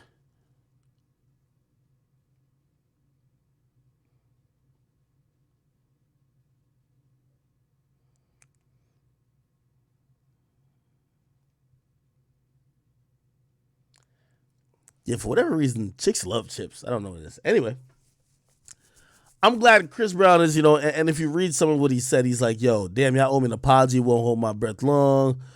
Like, it's kind of sad. It's really sad, actually, man. Like, these women just come with these wild, like, you know. And these days, I almost feel like a fucked up person because, put like this, I'll be dealing with the girl and we're having consensual, everything is consensual. Our dealings are consensual. If we're having sex, is consensual. But these days, I've been having to, I gotta stash some proof in case later on you flip or get mad because maybe I've switched you out for another girl, or like you're not getting your way, or whatever the fuck. Like, you might get mad at some shit. So I gotta keep these little nuggets of proof. Like, if you say something later, I'm like, oh no, I got the proof right here. No, that's not true. You get me? And it feels like weird because, like, how much do you really trust somebody? Like, you want to feel like you trust somebody, especially if they haven't done you dirty yet. But you're kind of creating files to defend yourself if they do you dirty. It's kind of a fucked up way to live. But unfortunately, when these women look at you like a meal ticket, or they feel like they can get bread out of you, or, you know, just some of these people are scummy people. Like, you just got to do it.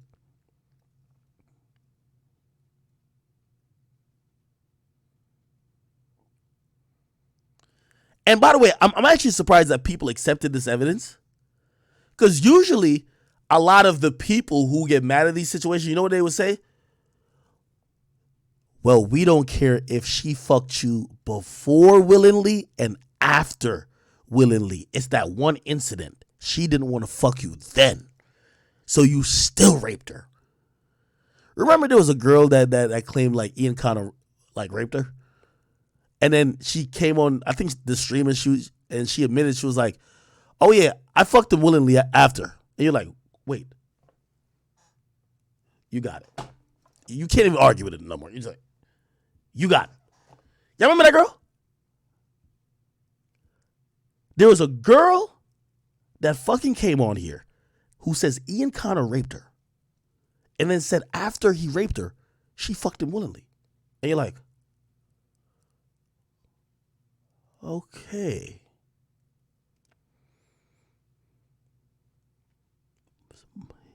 Yo, Don Snaps, you're OG. He said Molly J, my brother. Yup. There you go. It's Molly J.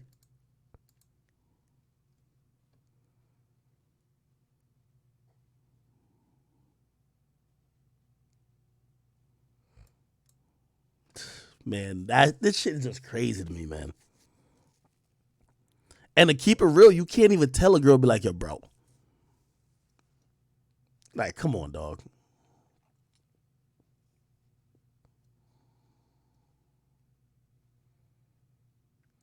Oh, shit. Oh, this might be the last story. Anyway, Chris Brown, I'm glad you had the proof. Men, listen, here's my thing. When women start acting up, hit the record camera. Hit the record. Or, you know my favorite one?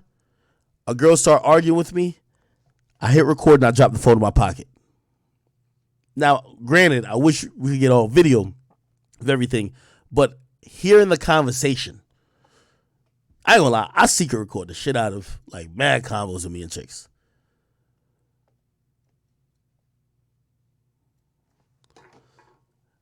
It said there's a nigga on here getting like I gotta find this shit. They said Kelly Clarkson's ex-husband is winning. Where's that nigga at?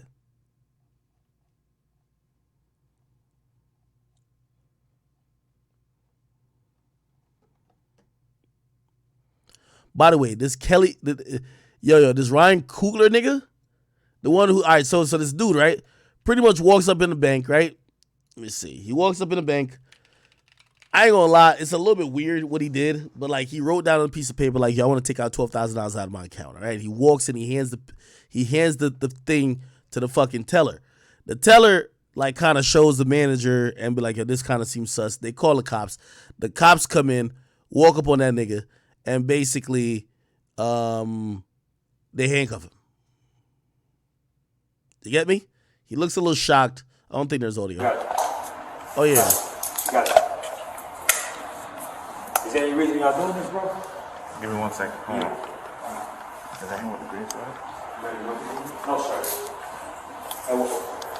204, one level take.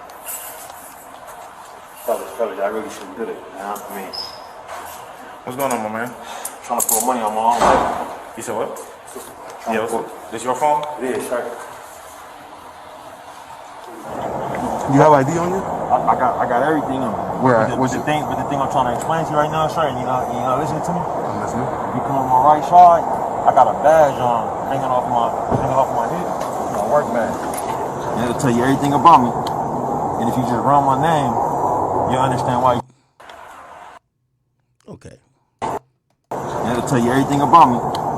And if you just run my name, you'll understand why you should take me off these cuts. You can not do it. This is your name? It's gonna be really bad for you. Yes, Okay. That's my name. So Ryan Cutler, okay. Cooks with COOGLER. Just put it in Google. I'm really trying to keep it from being a bad day on your job, bro. Okay. You know what I'm saying? Gotcha. Black man and black man, bro.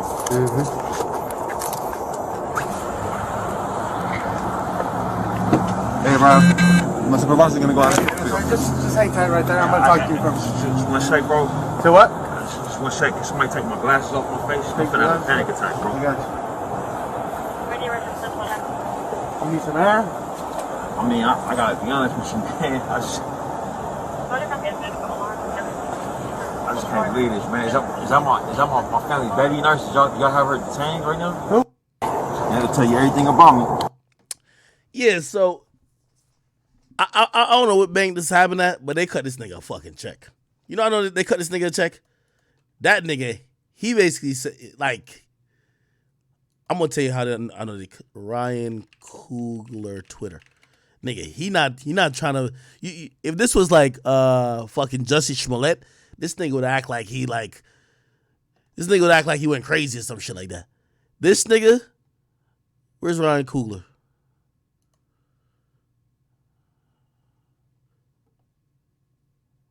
Look, this is right here.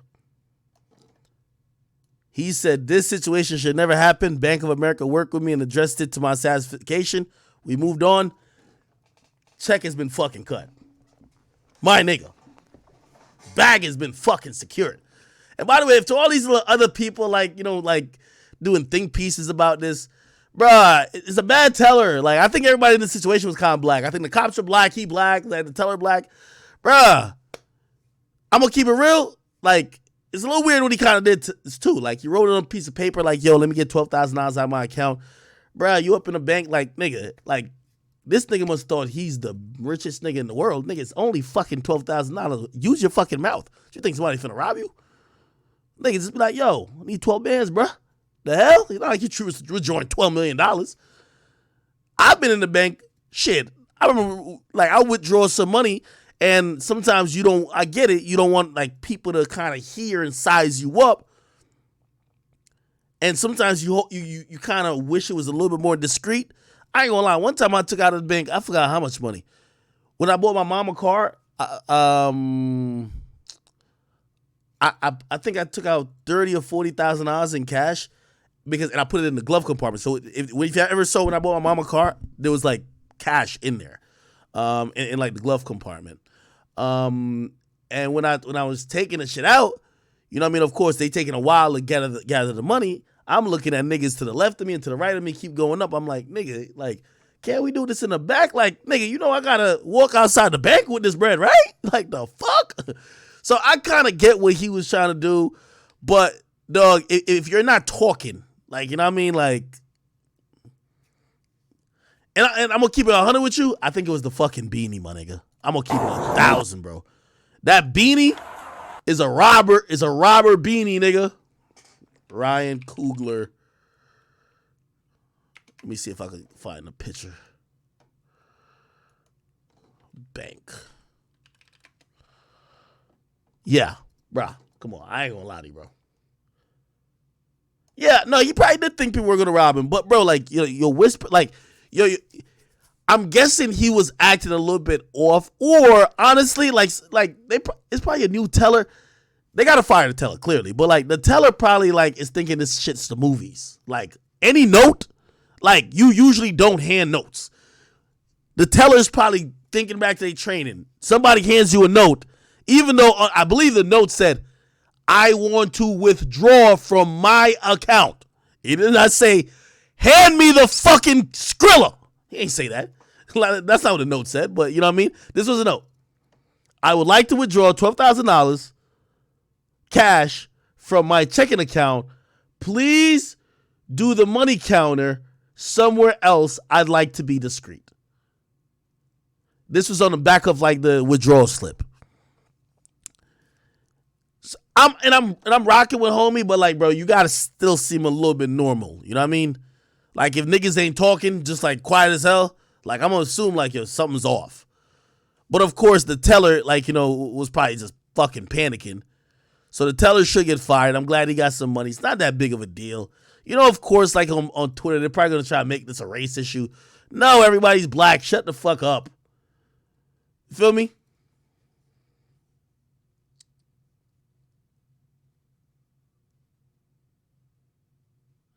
Sometimes you gotta swipe your card and put your pin in.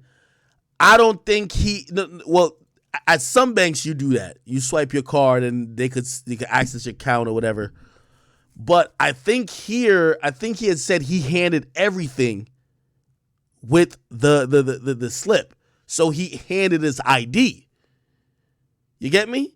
So I guess they were also saying you gotta fire the teller because a robber don't hand you ID too. And apparently they didn't check his ID. They got spooked by the note.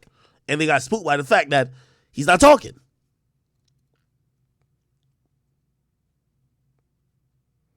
Somebody said this nigga got second grade handwriting. I would have called the cops too. Yo. Yeah. Nah, I ain't gonna lie to you, but also sometimes, you know, like, again, they do really weird shit at the bank. I don't know if y'all noticed, anytime you take out more than $10,000 at a bank,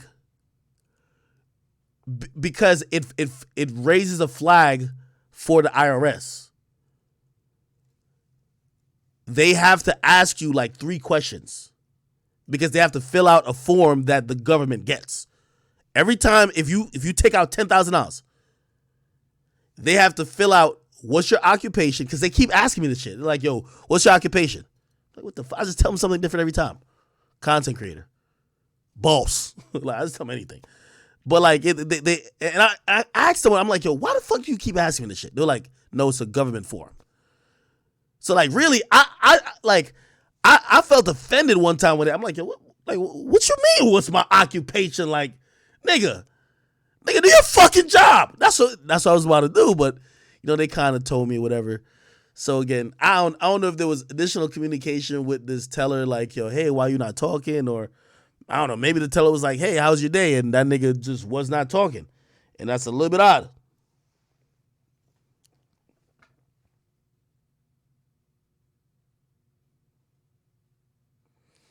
Somebody said, my job is getting money. Oh, man. Yeah, nah, they fired that chick. Get her the fuck out of here, man. Yeah, some of these little bank chicks, they be wildin'. I ain't gonna lie. They do be wildin'. They be fucking wildin', bro. One of these chicks, after she accessed I don't even think they supposed to do this. Nigga, after she accessed my account, nigga, she just straight start flirting, nigga. Bitch even mentioned we should hang out. I'm like, what the fuck? It's like she looking, I'm like I really wanted to be like a bitch. I ain't come here for you to be like sizing up my account. It's like she was, it's like lining me up type of shit. I'm like, bitch, come on, man. Actually, I only had a problem with it because she ain't look too good. She was a bad bitch in there and seeing the zeros and be like, oh shit, what up? I'd be like, all right, meet me Thursday. This link. Chick ain't look too good, man. Sizing the nigga up, looking at me like whatever. Bitch bit her lips. I'm like, what the fuck? What type of job? What the hell are you looking at on the computer that you're biting your lips?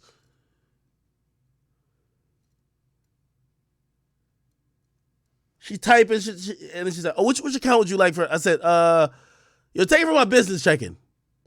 She's like, oh, okay, I'm putting it. It's like, I'm like, what? Bitch, what the fuck is you looking at? That's you biting your lips and shit.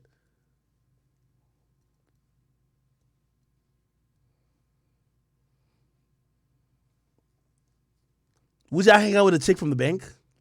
Or is that's just definitely backdoor? Holy. Somebody said they can't see the balance. They can. 100% they can. 100% they can. 100%. Because I've had usually the tellers, they try to, when you have a certain amount of money in there, they automatically want you to go sit down with the people over there to be like, yo, invest your money. Like, they want you to be like, oh, hey, you want to do Bank of America investment shit? Like, you know, so they'll be like, hey, do you want to? And I'm like, bitch, I invest already. Stop. Like, I'm good. They be trying to give you a little financial advice. Trust me, they definitely could see some type of balance. 100%.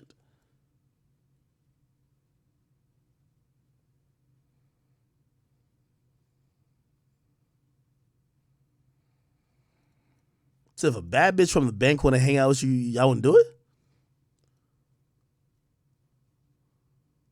Somebody said they want you to get credit cards. Nah. It was about investments. I know when they do the credit card thing. But it's like, they won't say, because obviously, you know, this you're talking to a teller. They'll be like, hey, you have a large balance. Have you looked into like in investment? Or it'd be like if someone talked to you about like, you know, investing, they'll say some shit like that. So they definitely could see some shit, bro.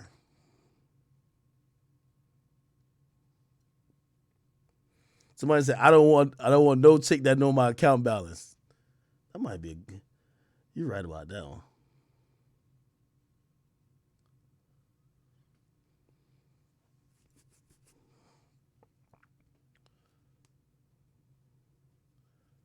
Somebody said, chick who knows your income, a red flag. That is true.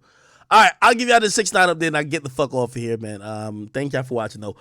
6ix9ine is locked back in with, you know what I mean, the original team, the same people who he was with when he cooked up all them hits in 2017. He's locked in. Finally, he's putting his hours in the studio. And I think at this point, it's just kind of, he's going to decide on what's the one to pop out with, you know? I think he should drop music sooner than later, but I think he caught a stride right now. He got a little stride. I haven't heard him this excited about music in probably a year. So caught a stride, kind of moving. I haven't heard he's recording some new shit. I haven't heard that yet, but you know he got a couple joints with like, you know, features and all that bullshit. But we'll see.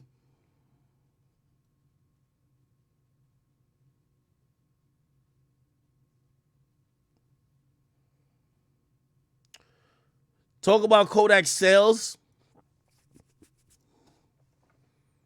60K.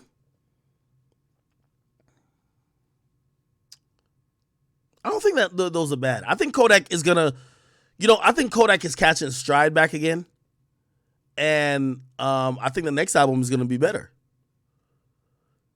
I think the 60K is a reflection of the tide turning. I think he dropped a project before, did a little bit less. The reason why I think people really thought Kodak was about to be finished, bro. I really think that. And I think he's been dropping music consistently. And that's why I keep telling y'all, remember what I said about Durk? Durk's album sales already been sold. Like the hype is already there for the sales. You get me? Sometimes you sell an album before the album drops. And it's all about the hype and momentum you build up to that. It's like the Carter 3 did 1 million and really was going to do 1 million before people heard the music. Nigga, Lil Wayne was the hottest artist on the fucking planet dropping all these mixtapes. By the time you got to Carter 3, nigga, all he had to do was just rhyme on that shit and it was going to do like damn near 1 million. He was the hottest thing. So I think what Kodak is doing, he's gearing up the engine, he's revving it up.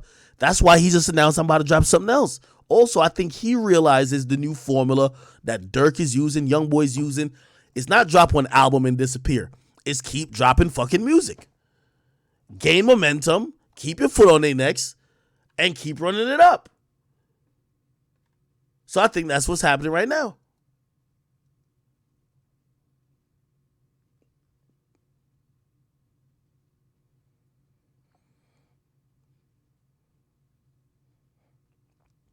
Somebody says YB and the baby sales flopped. That was a money grab. You could tell because none of them, like, obviously, well, the baby did do some interviews, but that project was not supported. Like, I can't really see the support for it. I don't see no billboards for it. It was a money grab. They took the money. They're doing minimal promo. YoungBoy basically did nothing.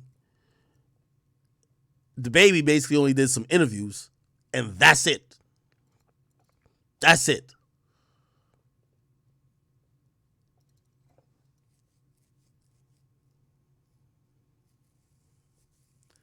Somebody say excuses for YB. No, it's not excuses for YB. If you want to call it a flop, you can. The thing with YoungBoy is that, like, YoungBoy drops so many projects is that you have to, when you're talking about his sales, you got to pick and choose the albums to compare his sales to, because he drops, like, there's certain niggas who only drop albums when there's big budgets. YoungBoy will drop just 6 songs just because he wants to, which I think keeps his fan base. But when he's finally dropping an album, I think it all pays off. All right? Anyway, I'm getting the fuck off of here, man. I'm getting the fuck off of here. Thank y'all for tuning in tonight. Keep letting me know in the comment sections, and make sure you guys follow me on social media. Instagram, we're still working on the shadow ban. We're working on it. By the way, you know, I'm in contact with Instagram, Facebook, or Meta, whatever you want to call it. You know, we're working some shit out. I got some more updates to give y'all. I'll do it next time, though. Thank y'all for rocking with me. Damn, I've been on for 4 fucking hours. Shit. I hope y'all love me for that. All right? I'm out of here. Peace.